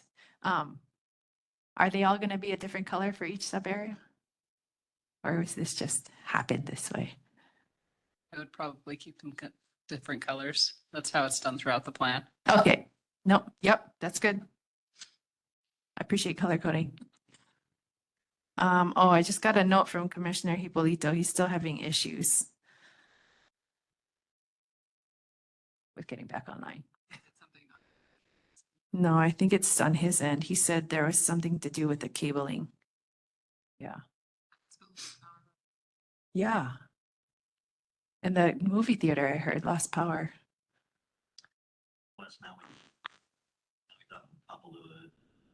Oh, wow.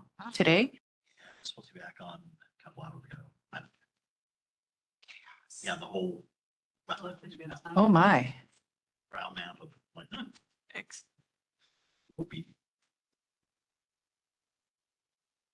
Okay. For now, does everybody have this table before us? Okay. So commissioners, thoughts, comments, questions, revisions?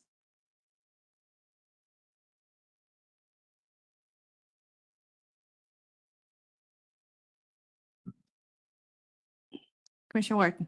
Thank you, Chair. The one thing that I think we discussed was that we always wanted to have the Hawaiian be first in any of the descriptions and things that I didn't see noted in the notes. I put the Hawaiian firsts in the table. Right, I guess, do we want it noted that that's what we want to do? Okay. You want it like recorded in this as our input? Correct. Sure. Please, I think it would be important that Yep. it's noted that that's the change that we wanted to put in. No, keep that top of mind. Sure.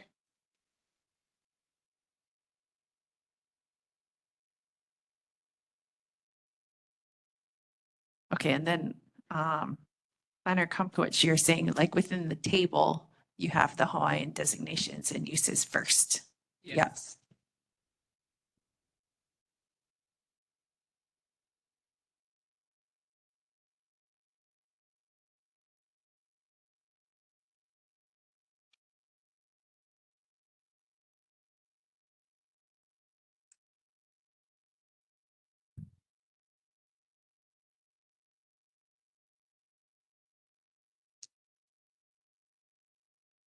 Any other comments from the commission? Commissioner Jikos. Thank you, Chair. And I love the tables. I'm really glad you guys put a lot of work into that. It's very useful.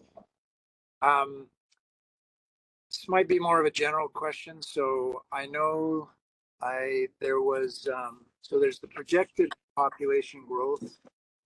And then trying to find in my notes, there's the projected number of housing units anticipated over the next 20 years, which I think was 1,800 housing units. Correct me if I'm wrong. So when I look at this and I see 898 vacant housing, what is the vacant? There's not that many homes empty, right? What is the vacant housing? I guess is my question. This is from SMS data. So the vacant housing includes second homes and vacation rentals that are not in hotel zoning. Okay. Okay, and then the future growth areas, would it be valuable to put the number of units expected? We know the acres of the parcels, but I don't know if that's too premature because it's a moving target, or some of these already, you know what I mean?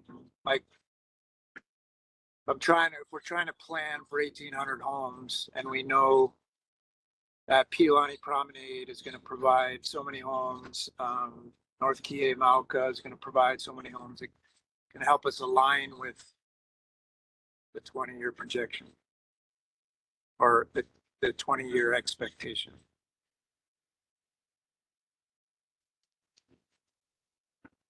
We could do it based on the designations that are in the plan, but it does largely depend on what gets built. Okay. You have a so if it's not entitled, who knows what is actually going to end up there? Even if it is entitled. Even if it is entitled. Mhm. Okay. Okay, just a thought. Thank you, Chair. No, thank you for the thought. I'm wondering if on his question about, what is vacant housing included, can there be like an asterisk or something that defines what that is? Did you want that at the end where the definitions are? I guess so. I think if I recall, we agreed that we would want all definitions in the back. In the back, yeah. For consistency. Mhm, yeah.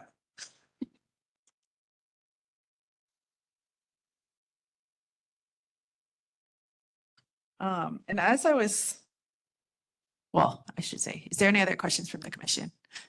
And I'll ask my questions once everybody else does. No, okay. So as I was going through this, there was like flipping back and forth between the area of change section and then the sub area section and the area of change section and the sub area section. And I know like some of the areas of change like span multiple sub areas, I think, or maybe I was getting mixed up between them. But just like thinking about the sub area boundaries and looking at the, in table form, it's clear that some of them like bisect certain ahupua'a. Like, is it possible to have the sub area boundaries align with ahupua'a boundaries? And I'm thinking about this for various reasons, but if you could maybe shine more light on how, because I thought the question came up of how the sub areas were like divided, and some of them I think I heard was like a little bit arbitrary because it was based on like what types of neighborhoods and communities were in each one. And there was some back and forth for some of them about where the line should be between different sub areas. So, yeah, so these were developed in consultation with the Alaka'i, which is our leadership group that formed because we needed a way, I apologize.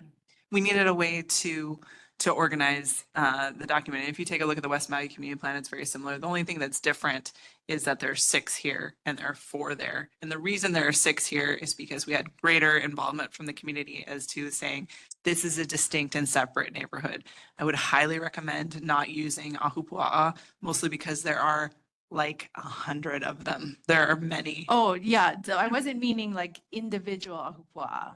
Like just, you know, when you're coming at a border between them and you're like halfway through one or another. Because part of my thought as I was going through this is there's a lot of the policies in the plan are talking about like watershed management and drainage and wetlands and all of that like was very much figured out within the Ahupua'a system. And so if we're like thinking about land uses and how to designate what and what we should protect and which gulches do this and which wetlands do that and where they are, it would be, in some ways, I think it would make a lot of like planning sense if we did that by Ahupua'a, because that like naturally directs drainage in certain ways and it like naturally takes wetlands into account and therefore nearshore waters and gulches and a lot of the concerns that are addressed by policies in the plan. So if I may, I just want to zoom out a little bit more. The purpose of this plan, and the most important thing about this plan is that it's easy to implement. I mean, the most important thing is that it's right, but that the second most important thing is that it's easy for the department to implement. And I think the more complicated we get with how, and creative, because I don't disagree with you, you're absolutely right about everything that you said. And I think it's really important that we organize it in a way so that when Project X comes to the department, we can look at the plan and say, okay, this is how this plan applies to this project. And the more the more extra we get with how we organize the plan in between different types of planning areas. So you've got one planner who is working on a project X in South Maui, but he or she also has project Y in West Maui. And if the structure of those plans is fundamentally different, that makes it that much harder to make sure all of the vision and goals and values that are expressed in this plan are put into practice. So I just want to, that's why I zoomed out a little bit, because I very much, I know there's myriad ways that we could be organizing this plan, but I just strongly encourage you to kind of stick with the way that we presented it, because it's very consistent with the West Maui plan, and it will make it easier for us to implement. Maybe I'm missing the ball that you were throwing, but I just. Commissioner Ward. I have a thought that may or may not work because of the amount of work. I think, Chair, where you were going is, at least for us as commissioners, as we're making decisions going through the plan, having that overlay would be helpful, because we might make a different recommendation for designation of land use by looking at it from a Makai approach versus an implementation perspective.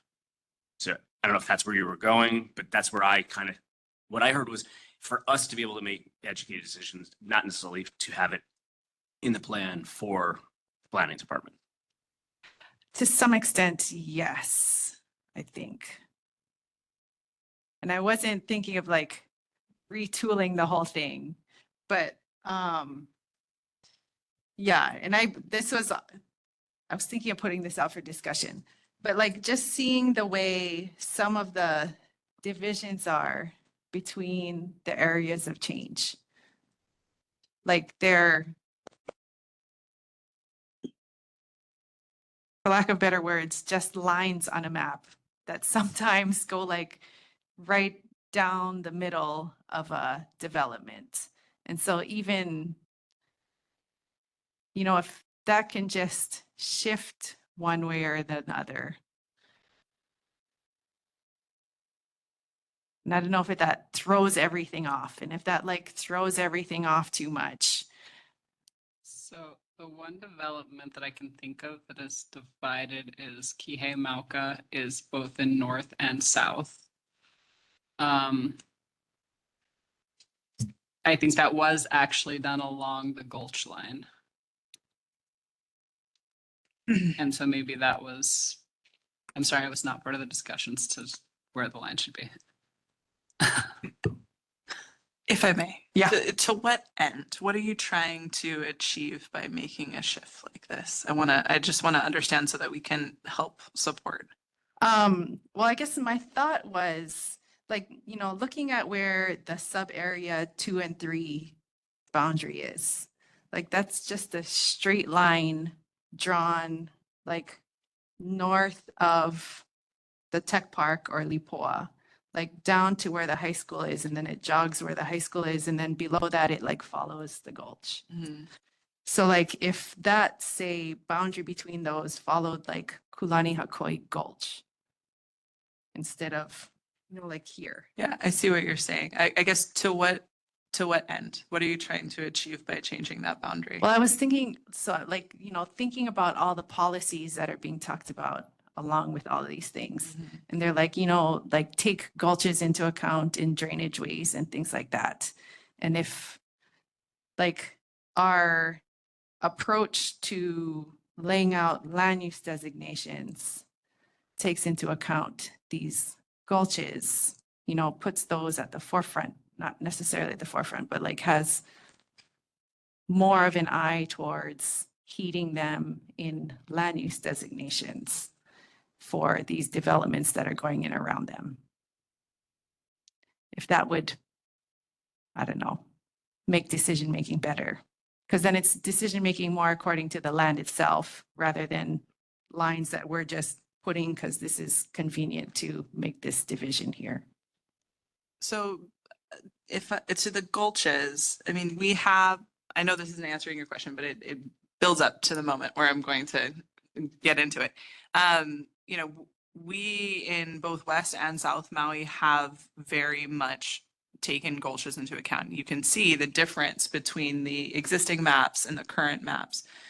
Where we don't is just designating these boundaries, and the sub-area boundaries are not incredibly important except for to kind of put,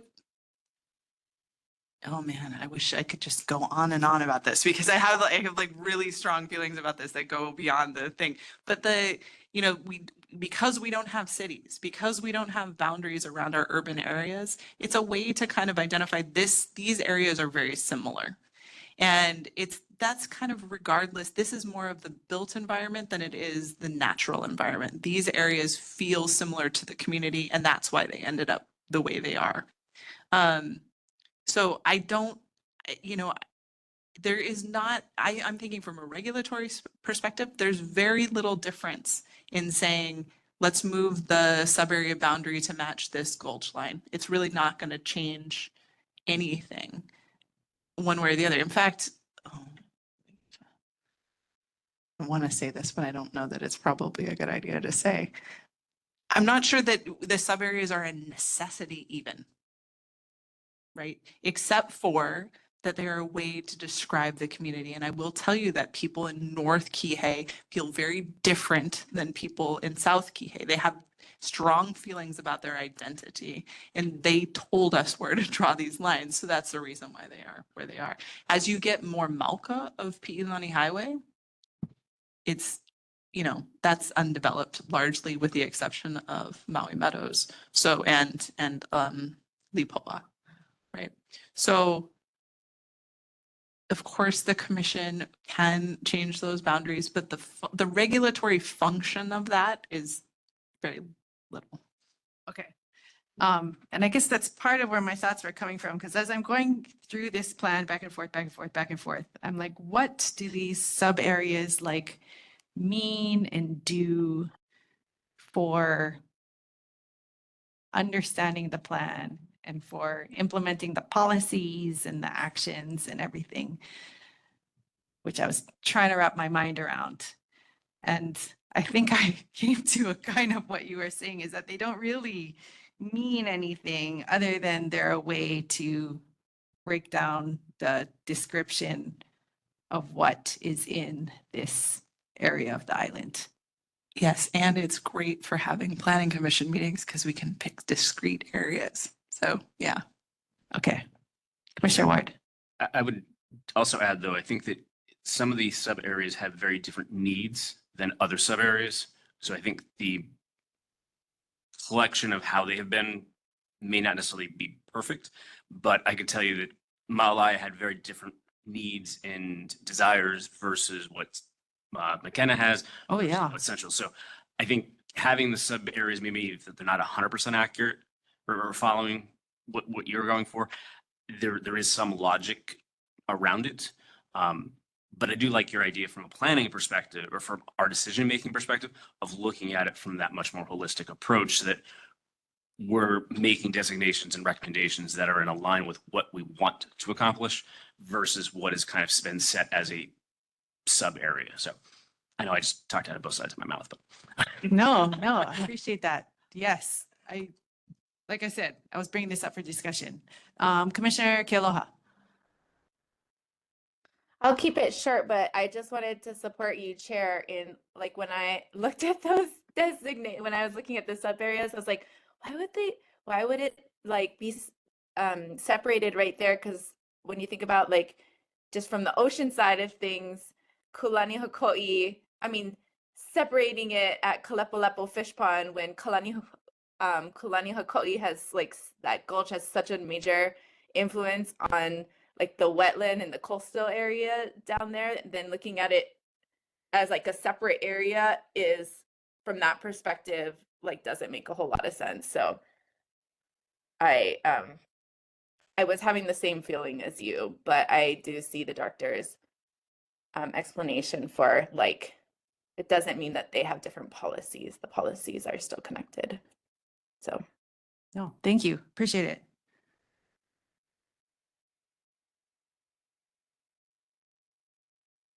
Anybody else?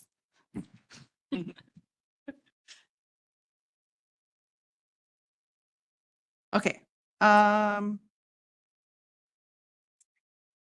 guess where do we go from here and what does this all mean? Yeah. So I hear from the department that you don't want to change this. And and I do hear that this is how the community figured these things should be divided. So give respect to that.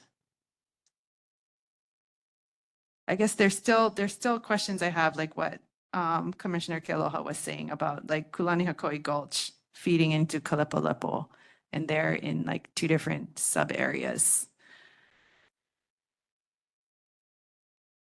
Which again, like I was looking at all of these policies and they talk a lot about gulches and drainage and wetlands, which does not follow the land divisions that are written, but I understand that they're not for policy or things like that. They're just for describing what is in this area. Right. Okay.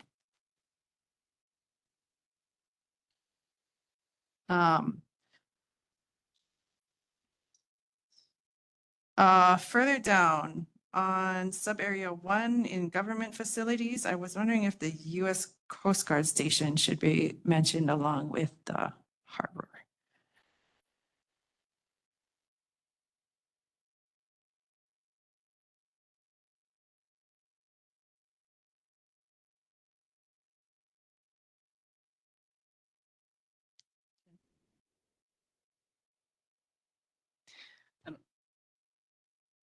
Director? Yeah, another thing to remind that I meant to say earlier is that these tables, whether you put them in tables or paragraphs, this section of the plan is not regulatory. Yeah, I know. It's just I know. It's descriptive. just So descriptive. you can add Yeah. whatever you'd like Yeah. to it and it's fine. Okay. We're fine. Okay. Okay. As long as it's true. Yeah, no. Yep, that's good. And I know there's like a million things you could put in here and you just space and what's highest level. Yeah. Oh, and Commissioner Ticos is on the move. Thank you for carrying us with you. Don't fall. Looks like nice weather. Does look like nice weather. Okay. So at this point, any other comments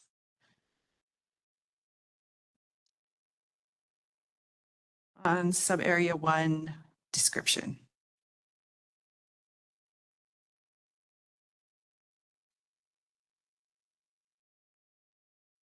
If not, we can go to the sub-area 2 description then.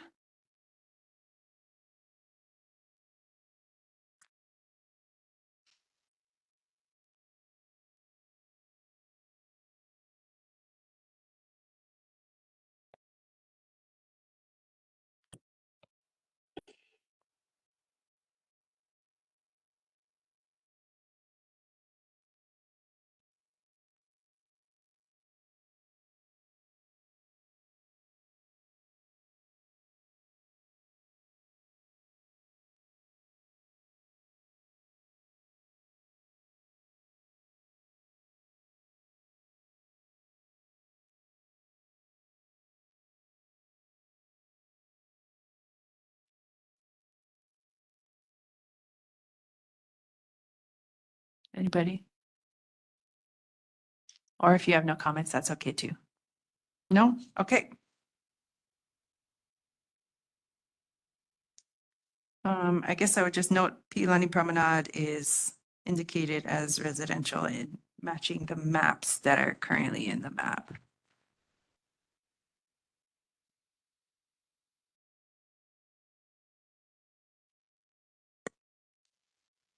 Okay. Well, if there's no more comments here, we can go on to our areas of change. Or Commissioner Kealoha, did you have something? No, okay. Okay, ready? Director? Staff, correct me if I'm wrong, but this would be also a time, you could do this in areas of change, but you could also talk in this, at this point, if you wanted to make any designation changes at this time. Because not all of the areas of change will show up. Not all of the designations you may want to change would show up in the areas of change. So I just wanted to flag that for you before you move on. Okay, thank you. Commissioners, on that note, for sub-area 1 map as a whole, any changes? We did have a testifier comment on that like Ma'alaya Triangle area being a transit-oriented corridor versus small town center.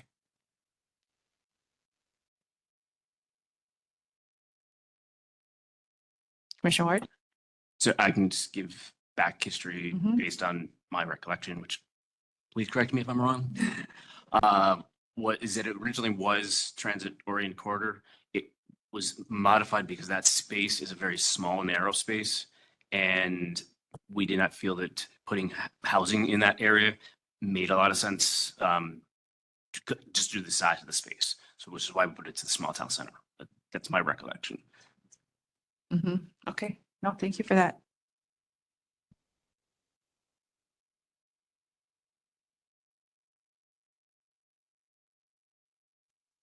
Commissioners, thoughts? Good how it is? Yeah, I see nodding from Commissioner Kealoha. Thumbs up from Commissioner Dikos. Thumbs up from Vice Chair. Okay. And I assume Commissioner Ward, having slept on it and ruminated and such, you're good with how it is? I would stick with the way it is. Okay. Oh, we just lost Commissioner Kealoha.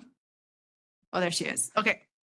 Sorry, we are bare quorum, so we have to make sure there's 5 of us visible at all I times. know my internet is fluctuating a little bit, so I'm just giving you a heads up. No, thank you.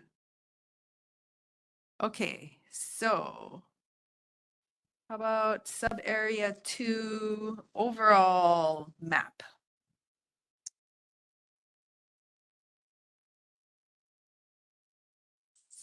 So there's a few things in here. Well, I guess most of the changes, well, the areas of change within sub-area 2 includes that North Kihei and Pi'ilani Promenade. and the Central Maui Base Yard. I Yes. just need to correct one thing. The Go ahead. Central Maui Base Yard in the draft plan to you guys, we did not expand the area. It was expanded by CPAC to, I think, 110 acres, whereas the planning department recommended 80, I believe. Okay, so what we see on the map is, That is correct. It's just the language in the plan. Okay. It says the wrong or the wrong amount. okay, so the picture in the plan that we have is the CPAC recommendation. Yes. Okay.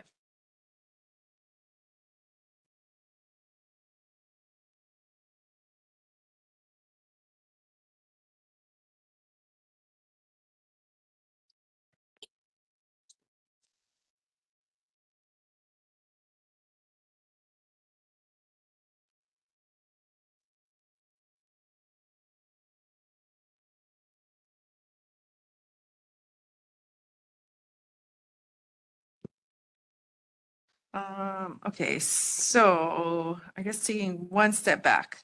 So the Ma'alaya description in the 3.4 areas of change section.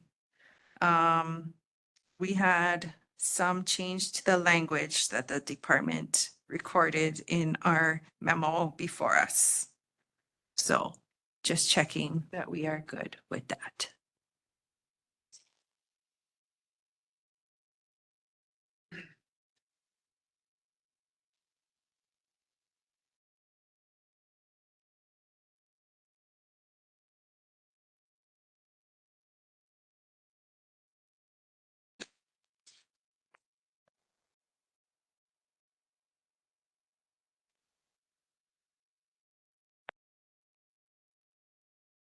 Oh, one thing in the description in 3.4 has slightly different numbers than what is in the table.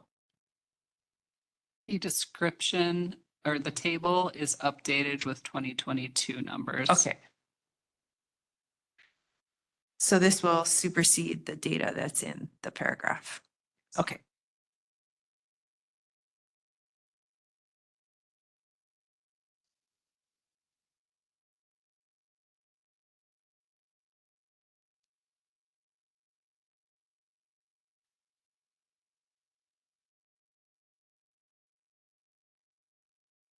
Oh, I had another mapping question. Oh, go ahead first, Commissioner Dicos. Oh, you're on mute. The tables are replacing the text, or we're going to have both? The tables, I believe, replace the text in the sub-area description paragraphs. Okay, was section- that the intent, to get rid of the text also? Yeah, it's basically taking paragraph form and turning it into table form. It's all the same information. Okay. Director. I think his question is, in the area of change, we will have to update the numbers to match the table. That paragraph will remain under Ma'alaya on page 86. Correct. Yes, team. Yes, that was Also, understanding. since I have the mic. That this is the problem with adding so much detail into this is it's going to constantly be wrong, because this will go down to council and council will review it and the data may be updated again. So it's just something to keep in mind. So I guess overall, whatever data is in the final plan will be whatever is most updated at the time. Correct. Okay. Next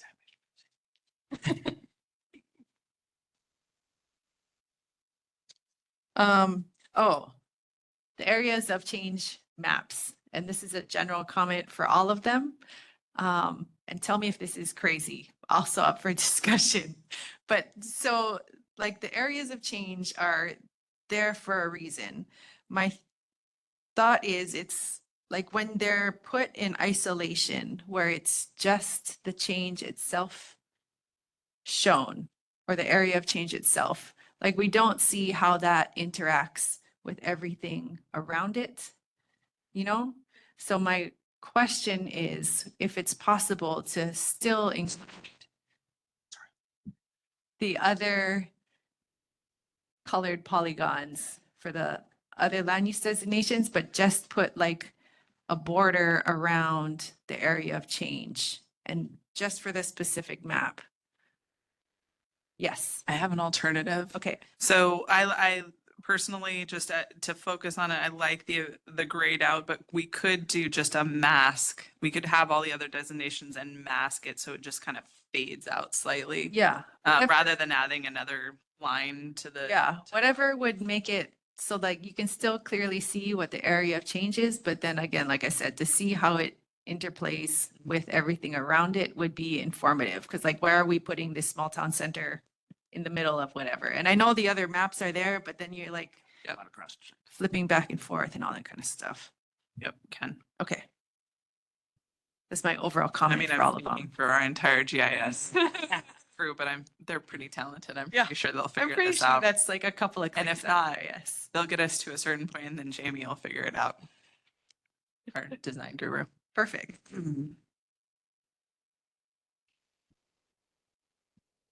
Okay, any comments on the Ma'alaya areas of change section in 3.4? Okay, I see no from Commissioner Ward.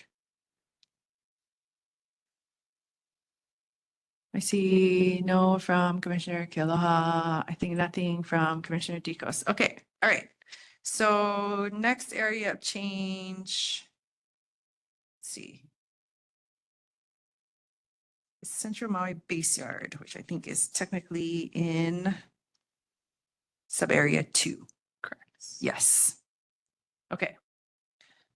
So sub-area 2 map on the whole, anything to change?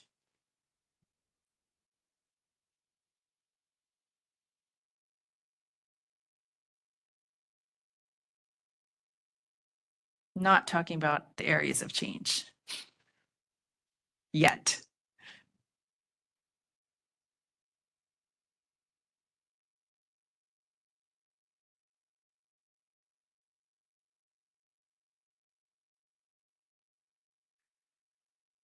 Chair. Commissioner Dikos. Thank you, Chair. Just a general comment. I like the summaries. You guys put a lot of work into the summaries. I think the table is a nice addition, but I'm not sure I'd take out the summaries. I'll go with the majority.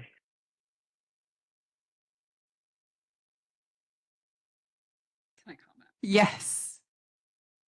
When you're looking at a plan, especially if you have duplicate information, it's just more.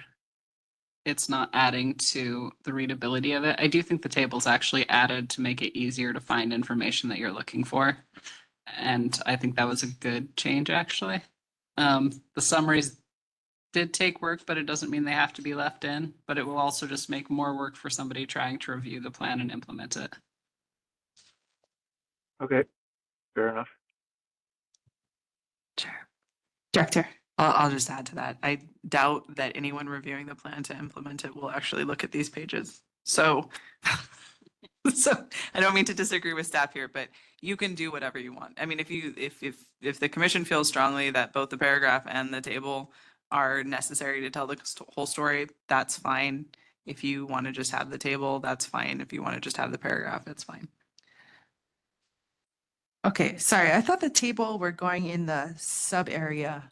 That's correct. Replacing the sub area description paragraph, not the areas of change, right? Correct. So the first table would be on page 74 and the second one would be on page 76. Yep. And then as far as we've gotten thus far, the areas of change description would be as is. Except for where it needs to be updated because Yes, as the is- data. Yes. Okay. Yeah, so I think addressing Commissioner Dikos's comment, I think we have the table, not the paragraph. for the sub-area descriptions, because it includes all the same information, just I think in a more readable and accessible format.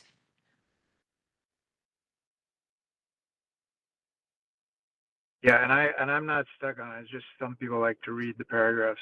The table for sure, absolutely. I'm not gonna. So whatever the majority wants, I'm fine. Yeah, again, I think it's the exact same information. Okay. Everybody good? Okay. Commissioner Ward? I'm good, but I'm just reflecting back on some of the sub areas that are further down. Mhm. They are a little bit more descriptive of the area versus some of the data points. Because there's less data to have in the table. So it is a little bit more of a description of the past and things of that nature. So for me, I wouldn't want to lose the history part, which I think putting that in kind of in verbiage in a paragraph is better because it gives context and it tells a story versus the data points in the charts, which I like, and I think they're great. But I think they're almost kind of two separate things. One is data driven and one is more history storytelling kind of. Is that I guess, so what would you propose then? I guess a combo. So I like the data table. I think me visually that works because I can go to the same place and reference the same data point, and so that's easier for me. But I don't want to lose the story part. Mhm. So, but what, and just in reflecting as I'm talking, we might have to beef up some of the story part because taking out the data points would make it then maybe just 2-3 sentences. So we might have to look at beefing some of the story up. Or the history does that make any sense? Would you, thinking about a hybrid solution, do you think that historical, reference, whatever story there is, could be put in that form within the table? Yes. Because then you could look at the table and be like, there's like, oh, history, here it is. Yep, I think that makes sense. I'm just trying to again think with some of the other sub areas that I don't want to lose that. Yeah, So no, think I it's agree. important. I agree. It's good information. Are you talking about like McKenna has basically summarizing the one Mo'olelo? Correct. Yeah. Which can be put into the table. Yeah. Okay. Commissioner Dicos and followed by Commissioner Kealoha. Yeah, I mean, I agree. I don't want to spend too much time on this, but I agree. I think, that it ties everything together. You look at the table, you can get data for sure. But, just general, this is the largest geographic sub area in South Maui. That doesn't come out of the table. What's next to what, that I'm not exactly sure that, the work's already been done. It's in there. Why throw it out if it's just adding an extra paragraph? But if people are adamant about somehow it's duplicative and absolutely don't want it in there, I definitely won't fight them. But I do think it adds a little different angle and does stitch some stuff together that you can't do in a table.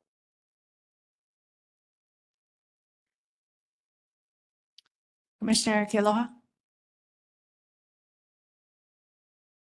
Yeah, in the sub area, and I guess this was covered last time in the meeting that I missed, but in the sub area 2 North Kihei description, probably the biggest sentence in all of this planning, one of the most impactful sentences in this document to me that I've just continued to think about over and over again is the sentence that says Kulani Hakoi Gulch was named for the lake in the heavens that would overflow and fall to the earth as rain.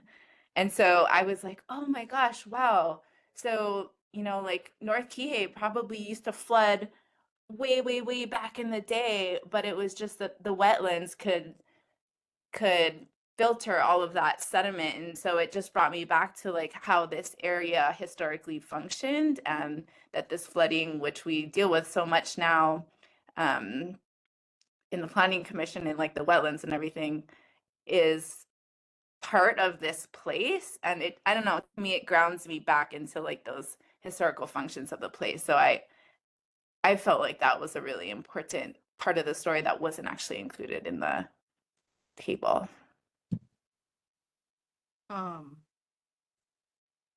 Director? Just would like to suggest that since we are short on time, that you let the planning department take the conversation that you all have had and come up with an alternative form for these tables, that it kind of incorporates both things. No, don't want to. I guess though, if I can, that sentence is in the table. It's the culturally significant feature. It's the first one. Kulanihakoi Gulch, named for the lake in the heavens that would overflow and fall to the earth as rain. I did not see that. Then I'm corrected. That was the only really thing that I super felt like was missing in the table. So now that it's there, I don't have any strong opinions. Okay. Okay. No, thank you.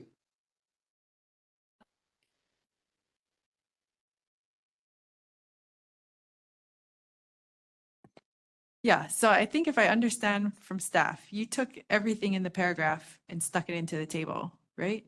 Yes. Yes, okay. And added extra things that you guys had mentioned in the last. Yeah, yeah, no, it's great. Thank you for your work on this. You can tell it took a little bit of doing. Yes. All right, I think we're okay, everybody? Yeah, everything can go on table, even if it's in paragraph story form. Yeah, okay. Director? I'm not throwing a wrench in it, I promise. I'm just saying that you will see then tables for the following one. So you can discuss at that point if they're lacking something that the paragraph was missing. Mm-hmm. I guess my only, Had. yes, my only thought of this would be, and I think we might be doing this already, but to pass by Department of OEV resources, the culturally significant features for each of these areas. You know, if there's one that is not here, that should be your vice versa. I wanted to make sure you guys like the layout of it. Yeah, no, the layout's awesome. It is great. Yes. All right. Okay, moving along now then. So I don't hear anybody raising anything of the sub area 2 map.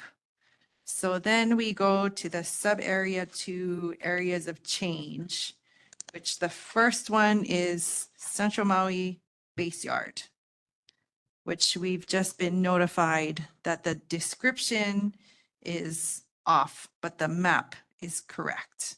And the description will be corrected to match the map. Okay.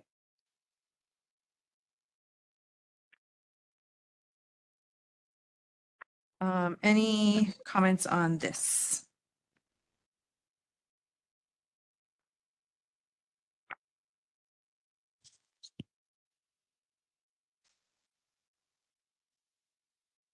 Okay.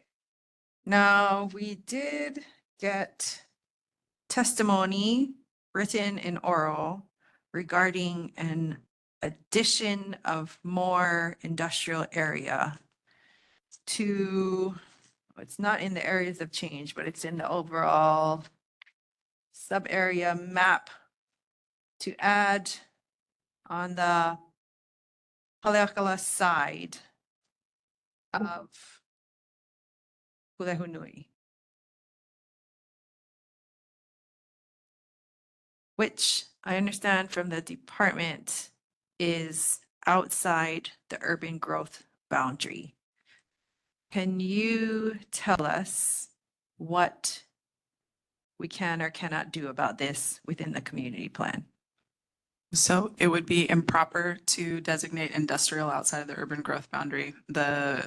The project or the idea proponent would need to get a Maui Island Plan amendment first to expand the urban growth boundary, and then it would be appropriate to have a discussion about a higher intensity designation at that location. Okay, so staff, feel free to add if I missed anything. And that is not something that we, the commission, can do through this community plan update process. Correct, because the Maui Island Plan holds the urban growth boundaries, that's where you would do that. You could recommend that,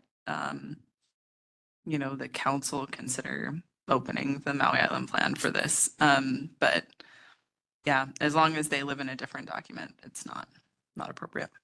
Because the community plan doesn't do anything with urban or rural growth boundaries. The community plan is meant to take a look at those designated urban growth boundaries that were designated in the Maui Island Plan and decide how these community plan designations fit within those boundaries.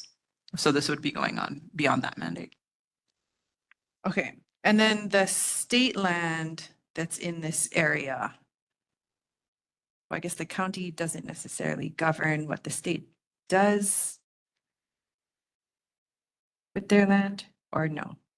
Well, like just DHHL, so it doesn't matter what they're planning to do with their land, for instance. That's specific to DHHL. Okay, and then there's like DLNR land, I'm pretty sure, in the area. And theirs is in the. There's this within the urban growth boundary. Part of it is within the urban growth boundaries, and they do need to come through us for myriad things. Okay, so if they want to do anything outside the urban growth boundary, they would have to also go through that Maui Island Plan amendment process. If what they wanted to do is inconsistent with the agricultural designation that they have, correct? Okay. Okay. All right, so It's warming up. it is warming up. I know, I can take off the shawl. So I took my jacket off. I know. Actually getting. Oh, Commissioner Hipolito said they're changing out his CPU now. You ready in that? Thoughts and prayers. Smart. I'm gonna tell him. Sorry, 1 second. I gotta let him know.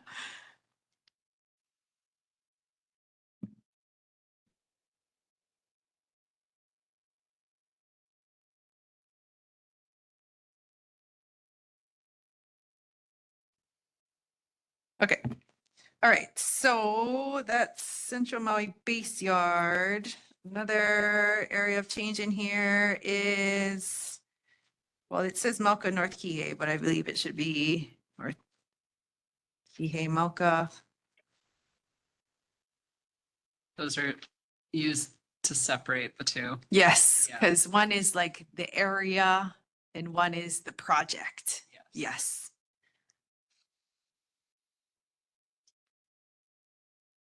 Okay. So this includes Pi'ilani Promenade. This includes the ranch's big community. We've had lots of testimony on both of these.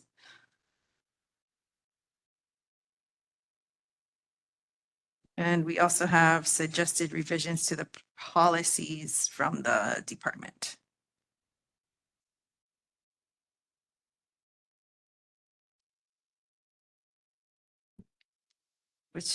So we can go through the overall description first.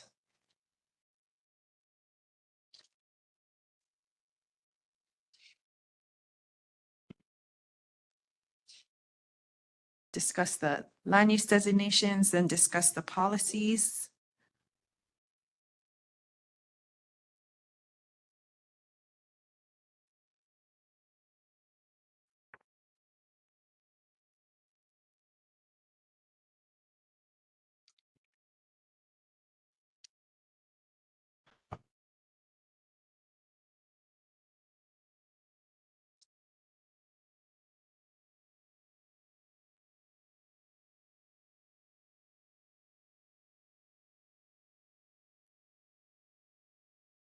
Commissioner Ward? Quick question, Chair. Yes.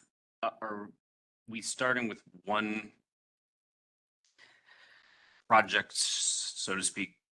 Would be my recommendation to Yes. versus kind of bouncing Correct. around. So Yes. is there a preference on where we would want to start? Well, I would put it to you folks, which one you feel like tackling first?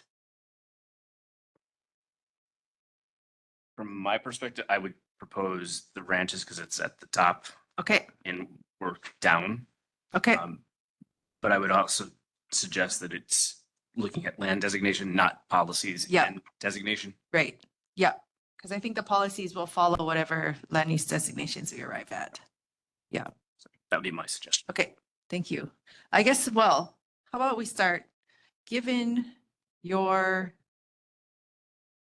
background experience with discussing this, do you have any thoughts about Kiamauka first? Discussion, So from a history perspective, I guess Yes. best of my Yeah. recollection, the ranches or the ranch proposal originally came, it was turned down by CPAC. It was too dense. So they did go back and come back with a different plan, which, if I recall, failed and then subsequently was voted in favor of. And I will say that when it did fail, I actually know that I spoke up because I was very confused because it, in my opinion, was meeting the majority of the goals that the CPAC was looking for, which is being near schools, jobs, transport, all that. And to me, it seems like if you're literally building next to the high school, it seems kind of a logical place to go. So it did eventually get to an approved status. So for me, I'm satisfied with how it is. And I believe that the community is as well. I know that the whole collector road thing is a challenge or whatever, but I think conceptually, I think my perspective is from talking to people that they're in support of the plans for that area. thank you for that. Commissioners, thoughts, questions, comments?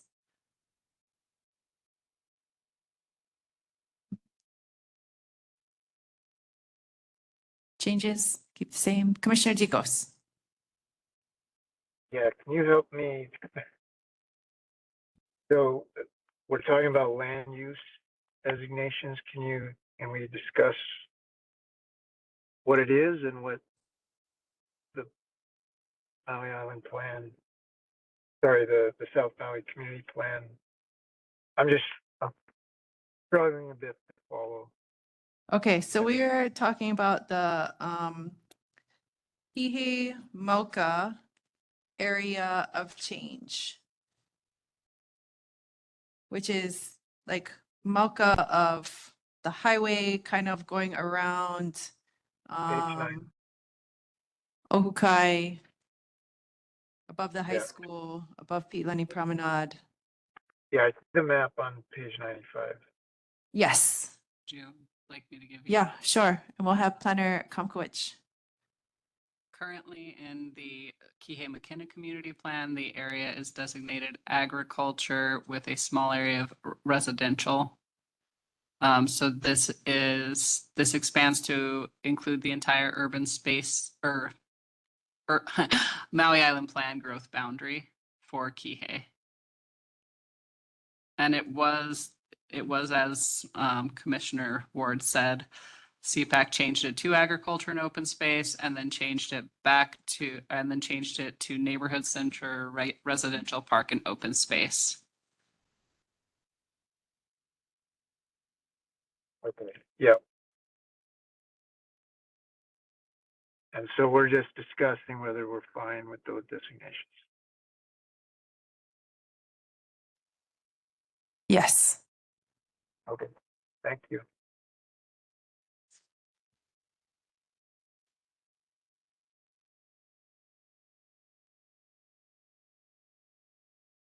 I have another mapping question about this. Thinking of the people who might not know what is Piilani Promenade. I know a lot of people do, but just thinking of somebody picking this up and saying, oh, Piilani Promenade and North Kihei Residential, and you have the map, but there's nothing other than people's knowledge to indicate exactly where they are.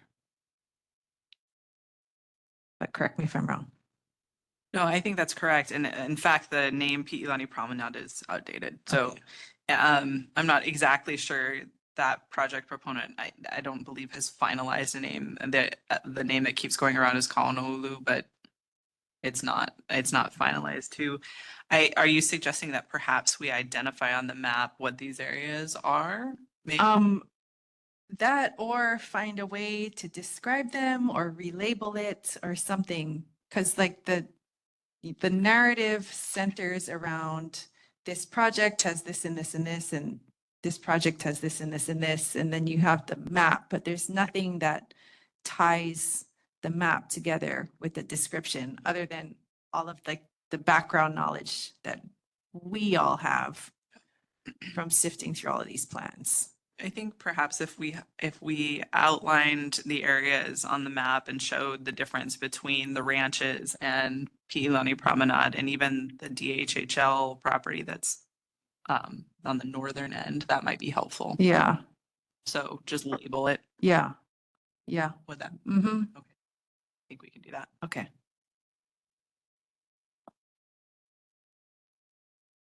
On which map are you talking about? Oh, sorry, the Sub-area map? Or? no, well, I was thinking particularly about the area of change map where this is all described.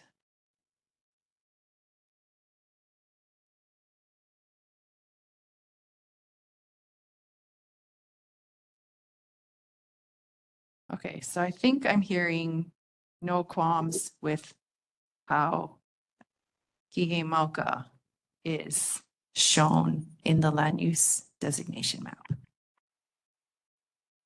I see nodding from Commissioner Aloha. Commissioner Tikos. Okay, just to track, because we did get some recommended map changes, and I'm looking at just Pi'ilani Promenade, and I see closure area, but there's not a map that we're referring to that was a recommended change. We're looking at the original map that's in the existing South Maui Community Plan, correct?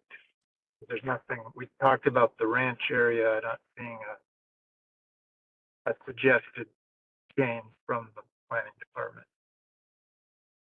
Yeah, for the ranches, Kihei Mauka, I don't think we really have any changes there. There's policy suggestions for that, but nothing for the map. So we do have various mapping suggestions for Pi'ilani Promenade or Honolulu Light Industrial or whatever we should refer to it as. Okay, but we're not discussing that now. Oh, we can. So this is the area, this area of change is what we're looking at now. And it sounds like nobody has anything to change about the Kihei Mauka project land use designations. But there's lots of talk about this, for lack of a current term, Pi'ilani Promenade area, which we can call it, I don't know, sort of like a rectangle.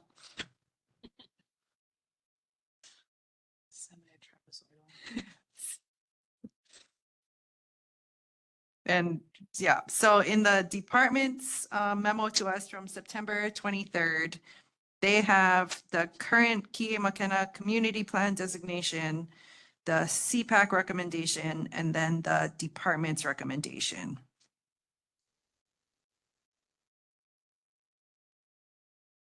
And then we have lots and lots and lots of oral and written testimony.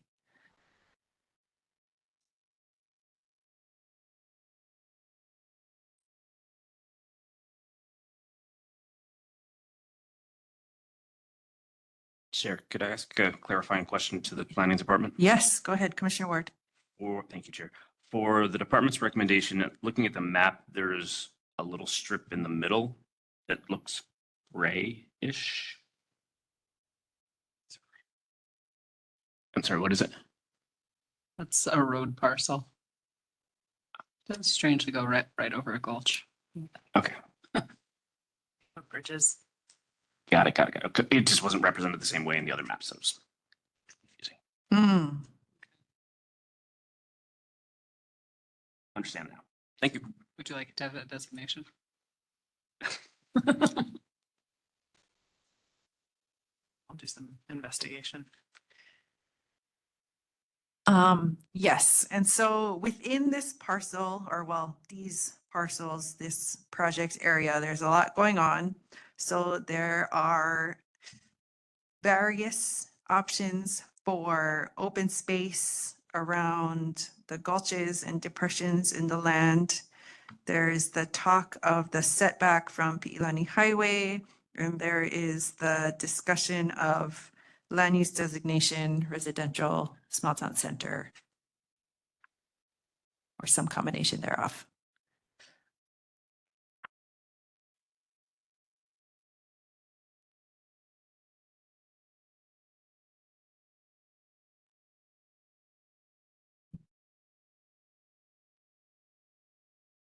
And then there are policies to match.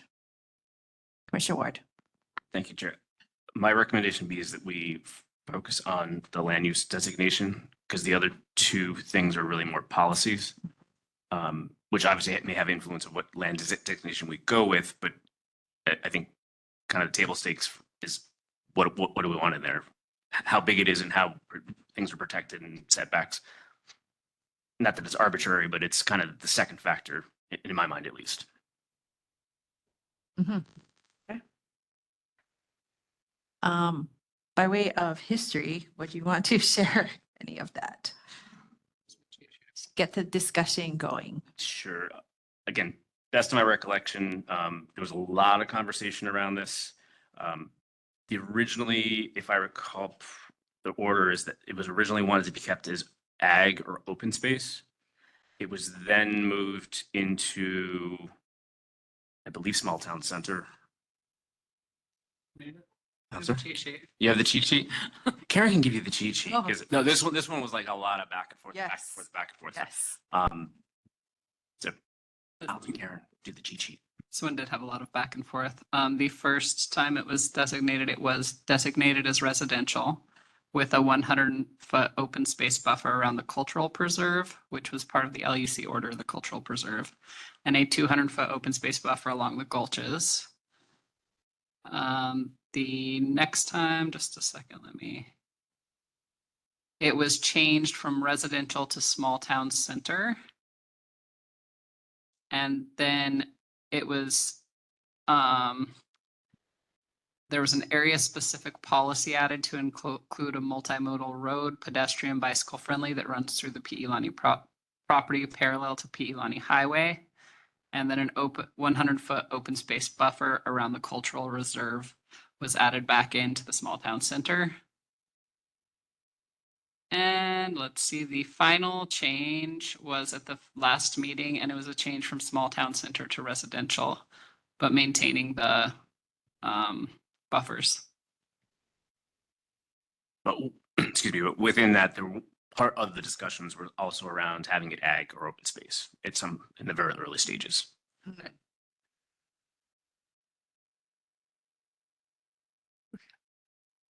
I don't remember that. Okay. Commissioners.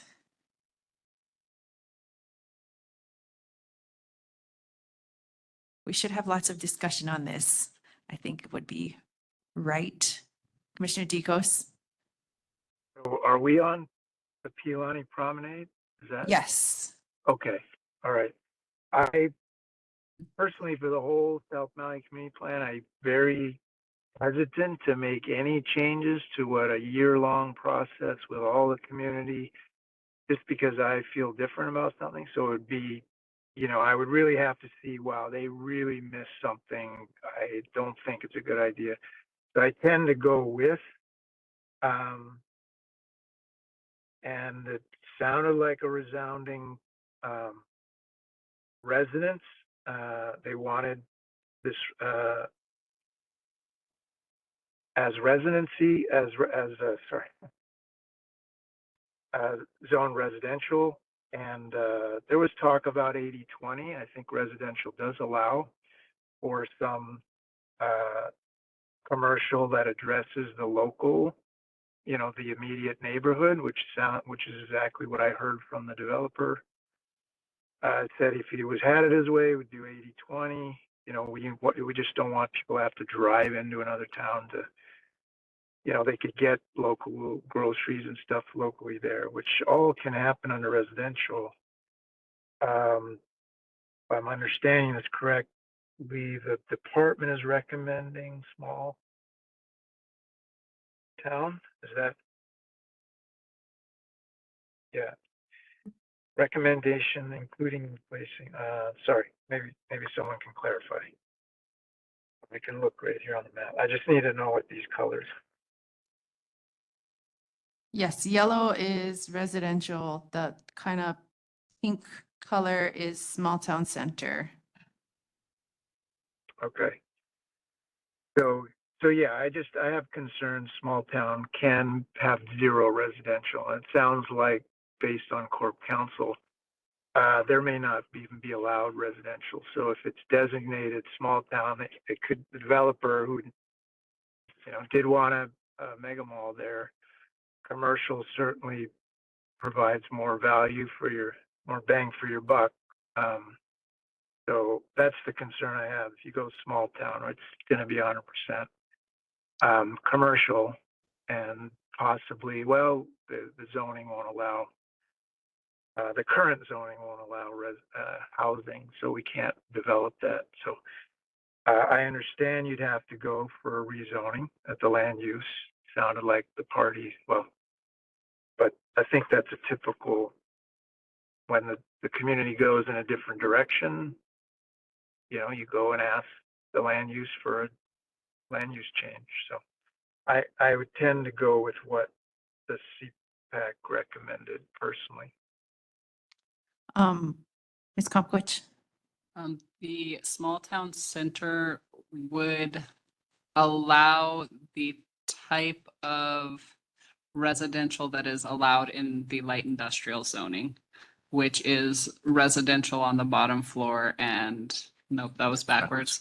On the top floor and those businesses on the bottom floor, as it is in the traditional small town. Right, but it would seem, sorry, go ahead. Sorry, for strictly residential uses, they would definitely have to go back to the LUC.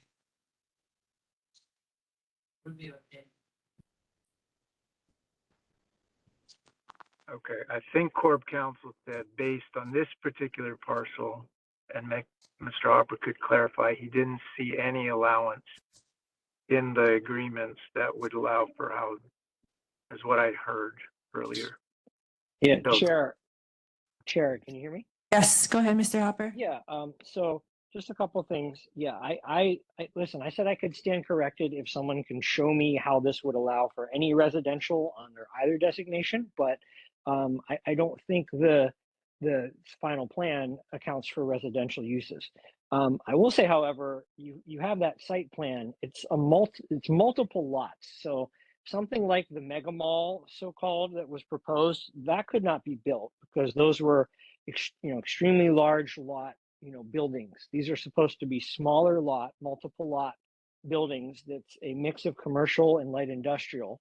There wasn't a very strict breakdown, but the Land Use Commission did discuss that it had to be at least majority light industrial, and there were further discussions of an even smaller percentage. Ultimately, that's up, I think, to the planning department to decide if they come in for further approvals for subdivisions and things like that, as far as the percentage breakdown. However, I just want to correct, they would not be able to build the mega mall project as it was proposed. That was sort of the whole point of the contested case in the eventual settlement. So they could build commercial and light industrial properties, but the layout would have to be similar to the proposed project that was attached to the stipulated decision and order, which shows multiple lots. So again, I just don't want anything I said to be misconstrued. I would agree that I think putting residential on that property without going to the Land Use Commission could be problematic, unless someone shows me something in the record there that would correct me. but that's my recollection of that there. So just to correct sort of a couple of things there in the discussion.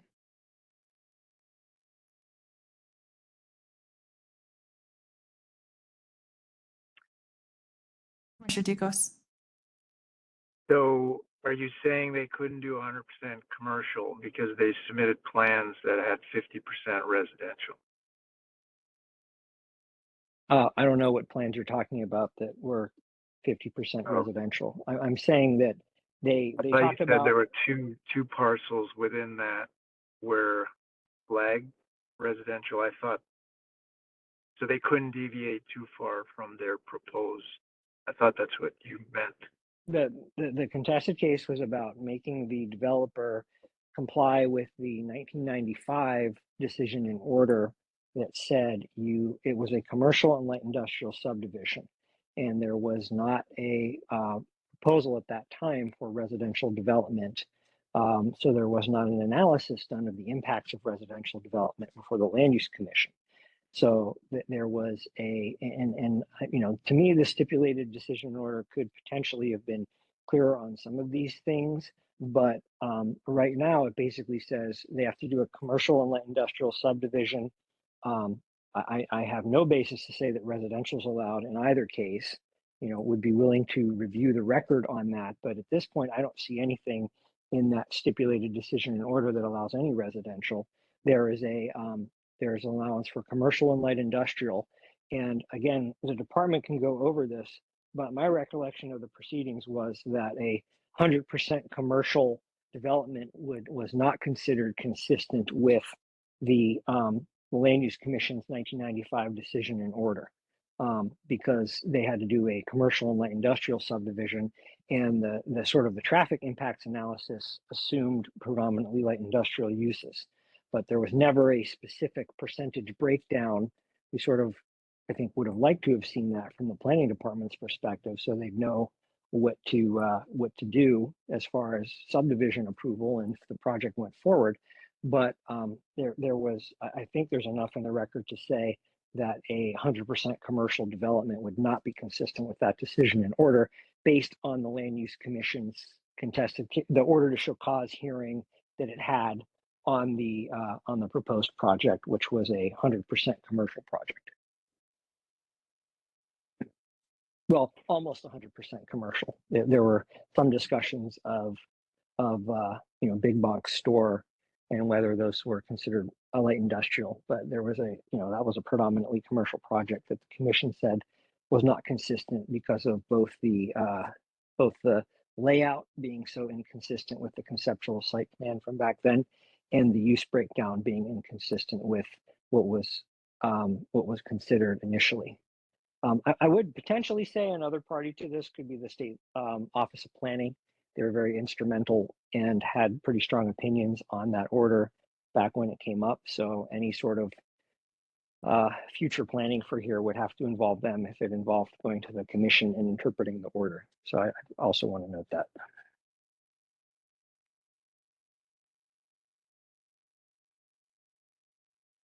Okay, well, thank you for that. I guess what I would say is that we're planning from residential, we're planning for 1,700 anticipated new homes, 1,700 in the next 20 years. That was I'm not sure why it's not in this plan, but it was stated in the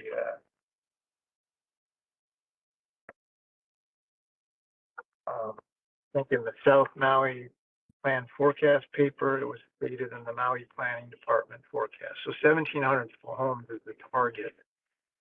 When I look at McKenna Resort, 1,260, Honolulu, 1,150, Ledcor, 975, Lapoa, 1,250.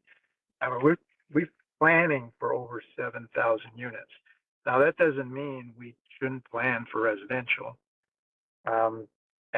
What I heard from the testifiers is if we're going to designate this, we want it residential, preferably 80-20. So it'd be nice to, if anything, in my opinion, to align with that desire. And small town is not going to, it sounds like it'll still get kicked to the land use. We have heard different people say, no, you can do apartments, or but we heard from Mr. Hopper that it very likely might, if you want to put any residential here, you're probably going to have to do a land use change. So seems to me to meet the criteria of 80% residential, we wouldn't want to risk a small town designation, which could allow the developer to do majority commercial. Anyway, that's just my opinion. Thank you, Chair. Chair, Sure, thank you. can I Vice chime Chair. in there? Yes. So if we do it residential, we get no residents. Zero. There's a stipulation in there. Maybe you weren't paying attention or listened to that part. There's a stipulation from a lawsuit, Maui Tomorrow and others. If they came to the table and said, we'll remove all those stipulations and make that residential, they went to land use committee, came back with a free and clear title for us, I'd say we go residential. If not, it has to be small town center or it's a zero. That makes With all sense? due respect, Commissioner Thompson, I don't think you heard Mr. Hopper said there's potentially no residential. Even small town may not allow residential under the existing land use. So either way, but if it's small town, you potentially could continue forward under light industrial. You just can't do any residential, which may be right up the landowner's priorities. Yeah, you should read the small town center designations before you said that. Okay. Read it. And point of clarification, I heard from Mr. Hopper that based on the current land use designations and the decision in order from the State Land Use Commission, that this cannot be a solely residential project. There has to be a commercial and light industrial component. Seems Mr. clear. Hopper, is that correct? I'd say that's correct. And to me, it's questionable how residential is allowed in this, because there was a discussion of 250 apartment units that was something that was considered inconsistent with the decision in order. So it's sort of news to me that there could be potentially residential in this area. I don't know if that involves a stipulation of the parties or something like that, but because the original impact analysis didn't really include residential, I think that was the problem. And just as a general reminder, it's a good idea to have members address the chairperson on the arguments they made rather than each other, because I know people can feel strongly about things, but let's go with addressing the chairperson in making these arguments about these issues. It's a good tip, and it's also consistent with Robert's Rules of Order. Thank you, Mr. Hopper. I have a follow-up question to staff. So there's been a lot of testimony, conversation, policies, I believe, that talk about an 80-20 ratio of residential to commercial. Which of these community plan land use designations would enable that? That would be something that needs to be in a policy. That's not, small town center could enable that. Residential could enable that. But it's not guaranteed one way or the other.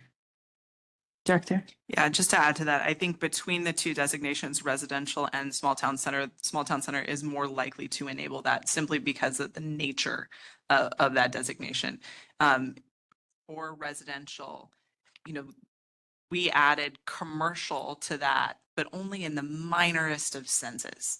As in, so to reflect the mom and pop corner store potentiality, not 20% of the designation. So I would say to achieve that mix, you're more likely, but staff is absolutely correct that you would, if you wanted to specify a mix of 80-20, you would have to do that through policy. Okay, thank you. And I guess making sure I'm reading what you're saying as it is reflected within the plan itself. So this says in residential that small scale commercial uses that serve the immediate neighborhood may be permitted on a limited basis. So it's like not guaranteed that there would be commercial allowed within residential as it is put forth by the community plan. That's correct. I mean, I think this is the other thing. We got to think about the level that we're at as well, right? We still have zoning to contend with, right? So the zoning would have to also allow that designation to occur, that use to occur. Okay, and then remind me the current zoning of this Pi'ilani Promenade parcels. M1 light industrial. Okay. Commissioner Ward. Thank you, Chair. I guess my question is to Corp Council that the planning department's recommendation was for 2 of the 4 parcels as small town center and 2 parcels as residential. Would it be, in your opinion, the appropriate guidance to that it should be the same designation, or having that split? Is that something that we could consider, or is that something we should stay away from?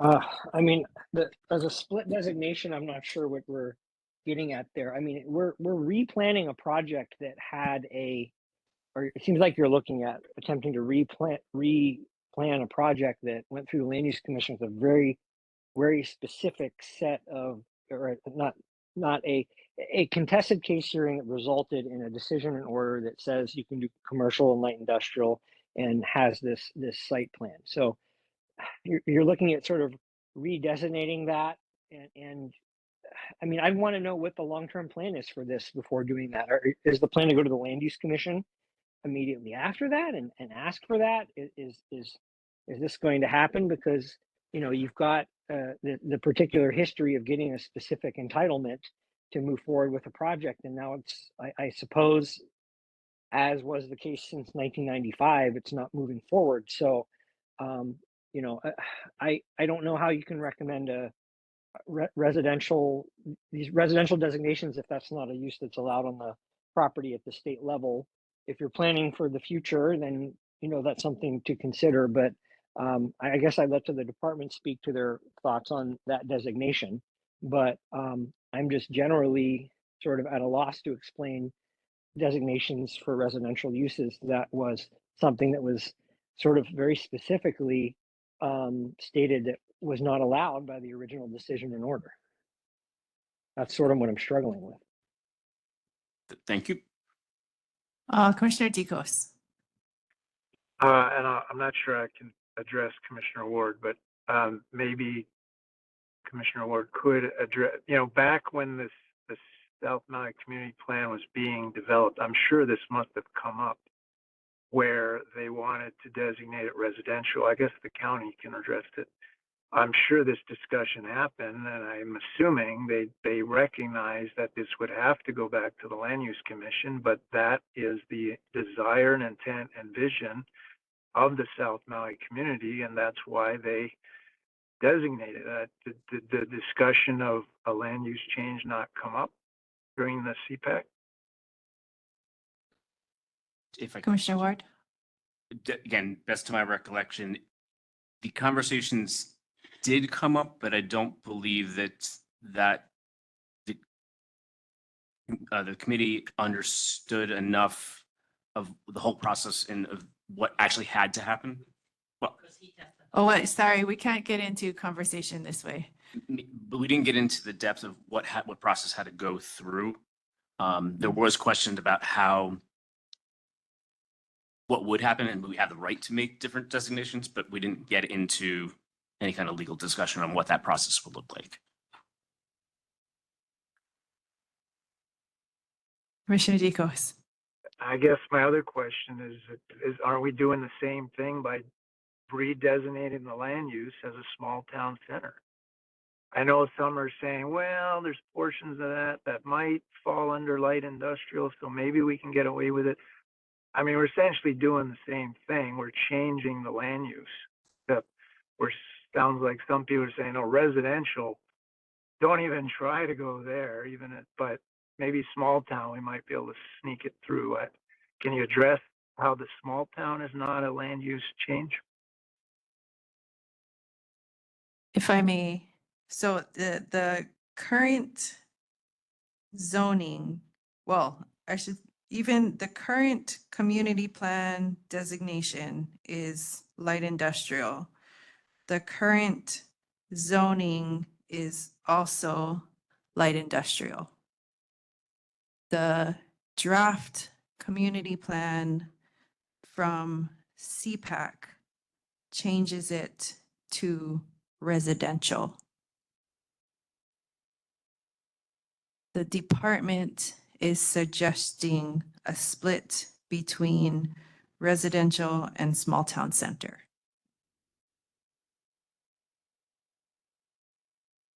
Oh, I guess I didn't. Okay. Can you clarify? I guess that's what came up before. Can you clarify the split? Is it you draw? Okay, I see. So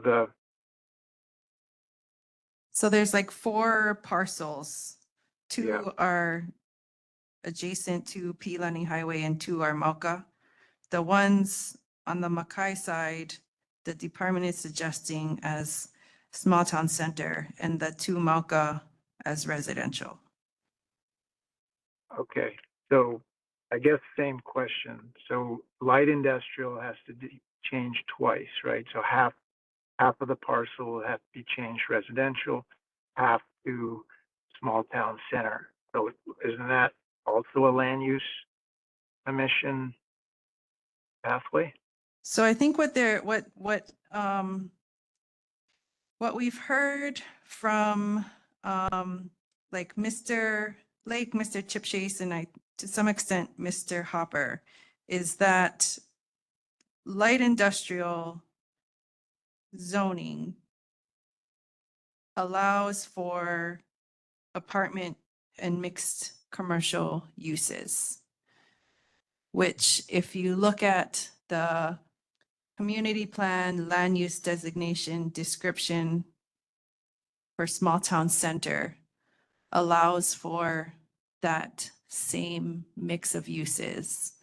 So in a sense, that would be most aligned with what the light industrial zoning calls for.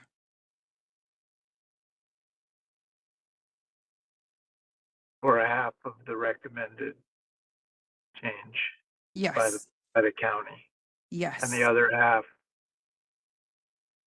So the half will be small town with some light industrial uses, potentially no residential. The other half will have nothing because we're not allowed residential, according to some viewpoints. Yeah, and I think we heard from Mr. Lake that I think there would need to be maybe some kind of read from the State Land Use Commission as to whether like even this mix would satisfy the light industrial requirement. But I think if I'm hearing the department correctly, we can put in policies regarding this area that would call for, I think, whatever land use designation we arrive at, kind of like putting conditions on an approval for a project. We could say that anything within this area would have to achieve an 80-20 mix of residential to commercial. So I think in that sense, well, it's kind of good planning, I think, to have a mix of land uses, especially in this kind of area where you're like right next to Ohukai and right next to the school and right next to all kinds of stuff. I think you would want a mix of uses in this particular location. Right, which I think everyone agreed. I'm a little confused. So we haven't gotten a policy. There is policy language that calls out an 80-20 split. Yes. But the recommended map by the department is not an 80-20 split. It's looks for 50-50 about. Yeah, I think that's like the designation on the map, but within those parcels, the actual what gets put in there would have to be an 80-20 split between residential and other commercial light industrial uses. But this, like this, again, the small town center includes low and medium density housing, which is, I think, what everybody is talking about.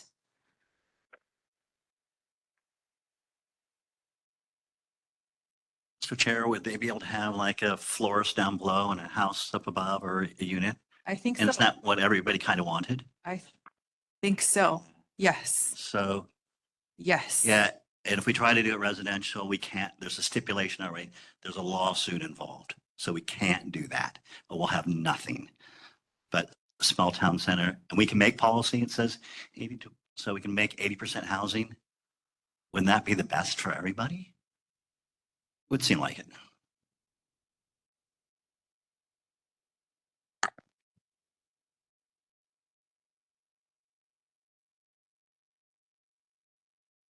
I'm sorry, Chair. Go ahead, Commissioner Deacos. So it was a bit of a push-pull, right? You know, some folks want the commercialization. That's where the money is. Some folks want the residential. That's where the need is. So we're trying to balance that. This residential, I think you already stated that, does allow for small-scale commercial use that serve the immediate neighborhood, right? I think that's what we're talking about. So you're not pulling, because we already have empty commercial everywhere. It's already pulling too much business from already small town or whatever they're designated as. But other plazas are all, they're all empty. You don't want to necessarily pull from other communities into this community, but you want to serve the local community. I agree with the commissioner's comment. It'd be nice to have the split level where you'd have the housing above the businesses, and that probably wouldn't. Well, I don't know if you can do that or not in small residential, but it seems like residential serves the immediate neighborhood. When you get into small town center, that's where, those landowners that would like to get as much commercial as possible. That was the intent of the mega mall. I got to pull up small town center. That services nearby neighborhoods. So you're getting away from just serving that local neighborhood. You're now getting bigger and potentially pulling business away from side neighborhoods. So I don't agree that the small town center meets the intent of the 80-20. And as far as the litigation, I think we heard, I think we heard they were perfectly happy to support residential. So I don't think that's a hurdle that we need to be concerned about. I guess, so one thing, we heard from the director just a little while ago that this residential land use designation as envisioned within this community plan, it says small scale neighborhood may be permitted on a limited basis. So it's like one-offs here and there. And by no means, I think, would get to anywhere near 20% of the whole entire project. And I think the concern is that that would jeopardize the compliance with the Land Use Commission decision and order. So I think what like Vice Chair is getting at is that the small town center, I think it's getting maybe construed as it would be just full on commercial development. But again, if we go back to the way it is described within the plan, it's low to medium density housing mixed commercial residential, low to medium density commercial that service the nearby neighborhoods, and then civic spaces, parks, schools, and churches. And small town center have no residential, have no housing. Can it have no housing? Yeah. Well, not in the way it's described. And again, we did like, what we heard in testimony from Mr. Lake is that they want to deliver as much housing as possible within the confines of their approval from the State Land Use Commission. Like he said himself, I'm pretty sure today, that housing is where the demand is and they want to supply that as much as possible. But they're trying to stay within what they've been approved for by the State Land Use Commission.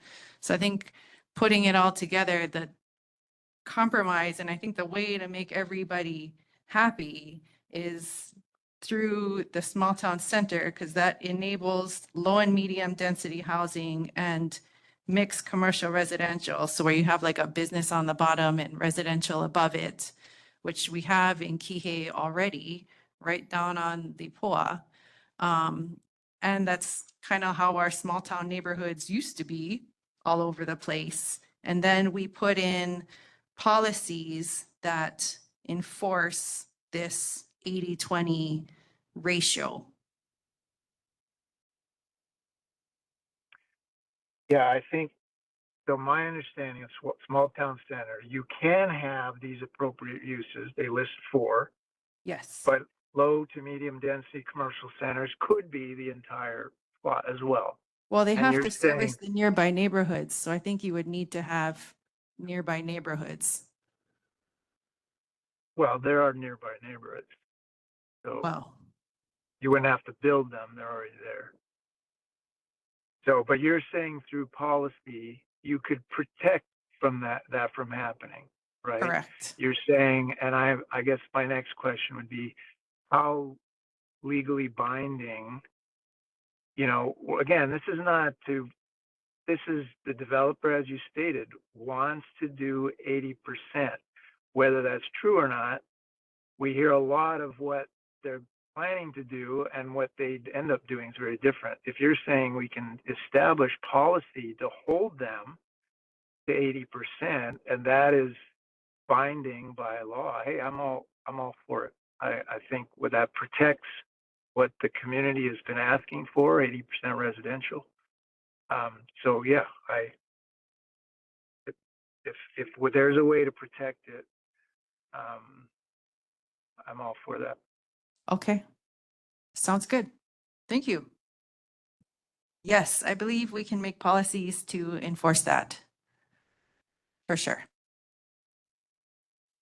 Okay, so does that mean we are at this split, kind of what the department's recommendation is for small town center along Pi'ilani Highway and then residential Mauka?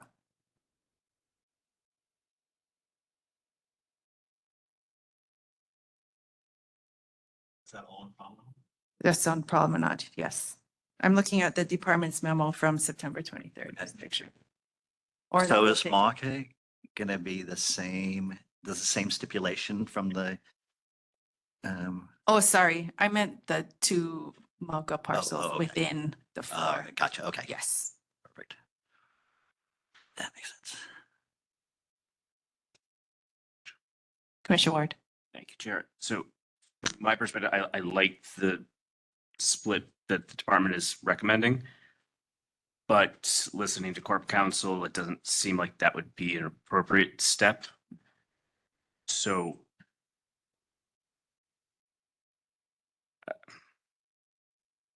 my recommendation would be is that we would go with small town center for all of it, because that fits into what Corp Counsel is telling us would make sense.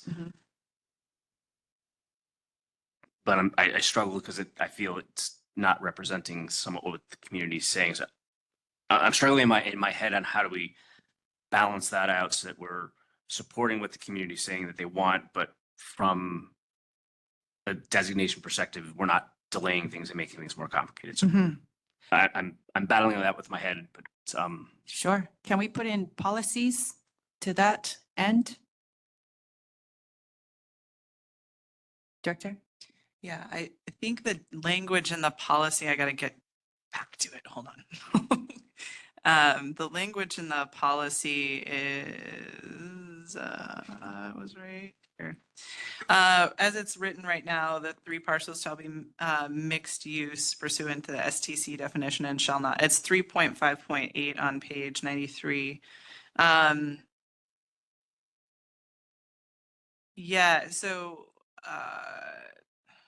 the 80-20 split would be, I'm not sure where the 3 parcels come from. Do you remember why it's 3? Because those are Pi'ilani Promenade. The Oh, other no, parcel no, is no, actually right. Honolulu. So that 80-20 split would apply if you chose small town center across the board. Hmm. Is that what you were asking? what I was saying is I'm struggling that I like the recommendation of having some of it designated residential, but listening to Corp Council, the guidance, at least what I'm hearing is saying, no, don't do residential due to the agreement, which would then lead me to say that it should all be small town center. It's fine. With a policy to potentially put some further clarification on defining how much housing. Mhm. Okay, so can we, or do we need to then modify 3.5.8? Sorry, if you intend to go 100% STC, no, right? No, we there's just took it out because it was designated residential. Right. Okay, so as it is written, does that like have full enforcement when you go to implement this as much as possible? As much as possible, yes. As much as possible. Yeah. Like, Yeah. And like I said, so just, yeah, thank you. We proposed removing it because of course it changed. And so we would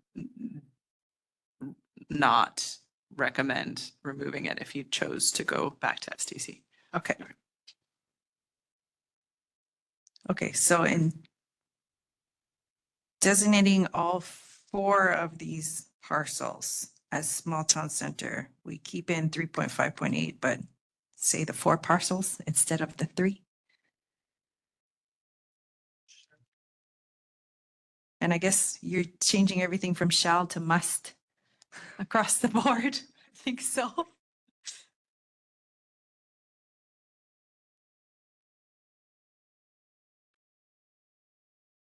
Yes, everybody? Thumbs up. Commissioner Tikos? I'm very confused here. So,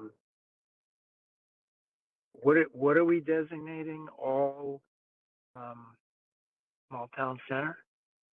Yes, so what Commissioner Ward was saying is that to achieve or to be like in compliance based on what Mr. Hopper told us about and explained at length in complying with the State Land Use Commission decision and order, and this being a light industrial subdivision, and then light industrial calling for a mix of like apartment, which is residential, and other types of light industrial and commercial uses.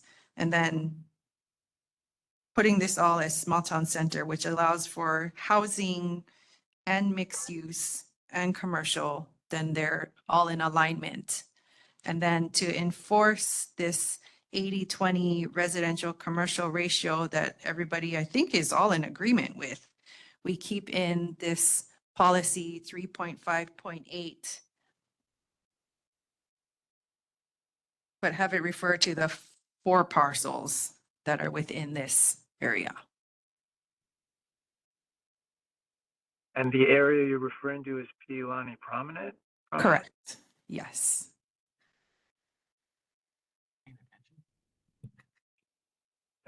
Yeah. So what we keep leaving out is what Corp Council also said is that based on the existing, yes, small town center may aligns more probably on the light industrial side of it, but there seems to be language that doesn't allow residential. So here's the risk, right? Here's the risk we design. Sorry, go ahead. So what he was saying is that the Land Use Commission decision and order about this being a light industrial subdivision does not allow for 100% residential. It Oh, has, Chair. yes, Chair, let me be go a ahead. little clearer. I don't think it necessarily allows for any residential because that was not part of the original plan in 1995. Again, there was like one parcel with 250 units. That was the proposal. They proposed like 250 apartment units out of the entire area, which would have been a substantial minority of the area. And the commission still said, no, you cannot do that because residential was not something that was contemplated by the original plans. So they were pretty restrictive on residential. And so, like I said, if there's something else that I'm missing from the settlement discussions and revised decision in order, or the stipulated decision in order, I admit that that was a lengthy proceeding and may have overlooked something. I don't have all the transcripts of our discussion, but the original proposal was for 250 apartment units along with this major commercial project. And even though the residential was a minority portion of the plan, it was still rejected by the commission. And I would note that in light industrial, you can have 100% apartments if there's no other conditions. Like I think there's some pretty substantial apartment projects in Maui that have been built out already that are in light industrial zoned areas. But the Land Use Commission at the time said, when you came in for your original proposal for a commercial and light industrial subdivision, you did not have an analysis done of the impacts of a residential project, therefore residential isn't allowed, even if it was a pretty substantial minority of the project.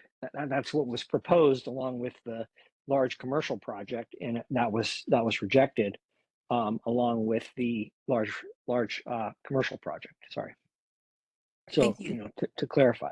Yep, Director. Yeah, so I don't deny that the Land Use Commission's decision and order is important.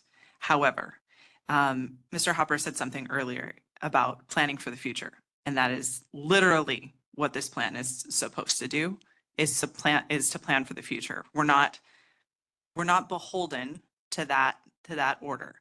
What we're saying, regardless of what you choose to do here, and I highly recommend, based on the department's recommendation, you're going down this path of small town center. As a planner, it makes a ton of sense, especially associated with this policy 3.5.8, because that will preserve the mix that the community is asking for, that 80-20% mix. We cannot dictate and control whether or not the project proponent then decides, I've got this community plan designation, I'm going to go back to Land Use Commission and do the next thing.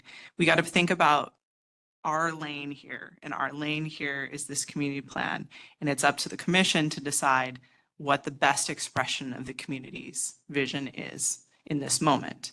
It sounds to me like you're close to that, and I wanted to encourage you, as it is 7:01 and we are about to lose quorum, to please finish this, because I think you can. I think you're very close. Agree. So. Chair. Yes. So I think we are on the verge of saying that these 4 parcels would be designated small town center. And we have this policy 3.5.8 that calls for this 80-20 residential commercial mix within this whole thing. And even if it's phased, each phase would follow that 80-20 rule.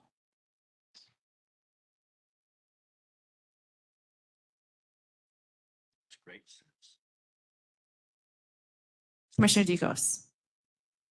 Yeah, I'm hearing very different stuff. So what I heard from the chair, this is a visionary document that, I mean, I guess, first of all, what is involved with getting a land use?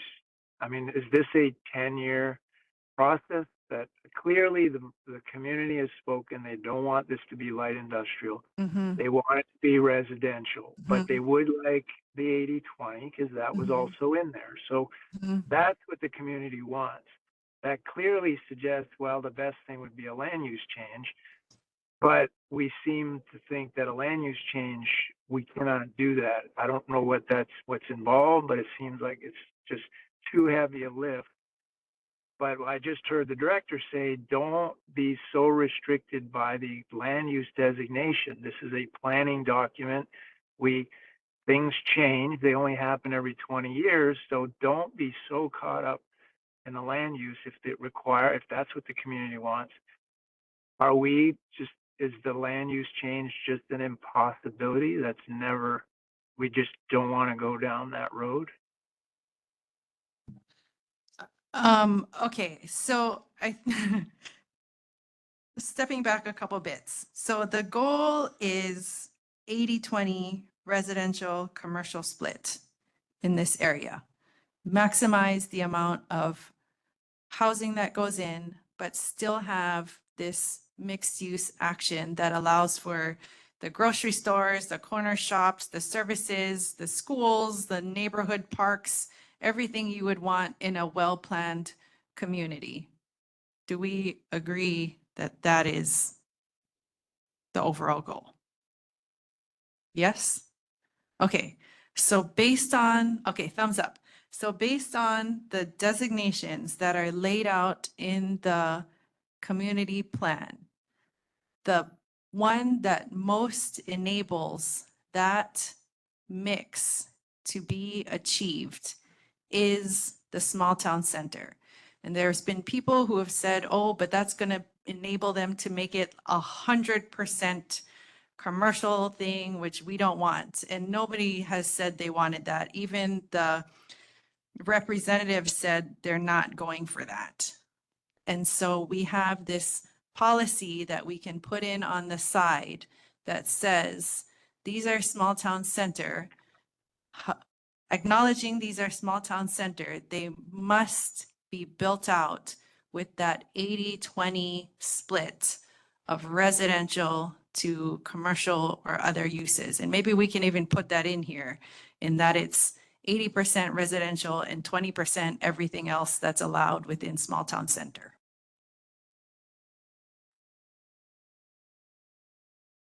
So, but the residential allows for mixed use. Neighborhood center allows for commercial uses that service neighborhoods up to 1/4 mile away. The reason I'm resisting here is because, the goal, if you own property and you can commercialize that is your best bang for your buck. I don't know about you telling me the policies will protect small town Yes. from overstepping. Correct.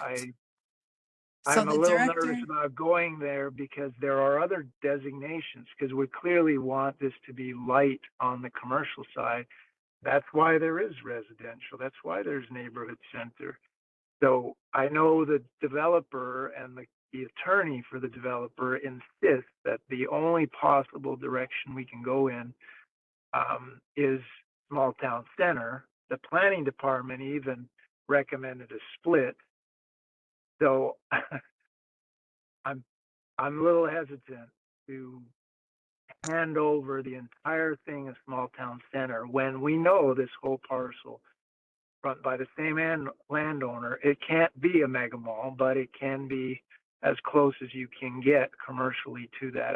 I'm assuming that is the intent by the landowner. I have to assume that. So how do we protect that from happening? Because everyone wants residential. Vice Chair. Sure, I have an idea. Let's defer this and then we'll wait till our next meeting. We'll get somebody on that reads and understands. Okay. But I think to Dikos's point, maybe some of this is neighborhood center versus small town center. But we can, okay, I see no's from some people. Okay, we're not gonna be able to finish, hold on, please, decorum. for the next few minutes. Okay, we are not going to get through this discussion tonight. We have a mama with a baby that needs attention at home. We've gone over our time already. We have lots to chew on. I think we got some stuff done tonight. Yay. But we will have to pick up on this in our next meeting. And I would suggest everybody have a good read through of the community plan and what each designation calls for, what each designation allows. Like, take a good ponderance of all of this information, look through the policies and think about other policies that maybe could be modified to achieve the goals. And we'll have a productive and fruitful meeting 2 weeks from now. Okay. Thumbs up. Good stuff. Thank you, everybody. Good job today.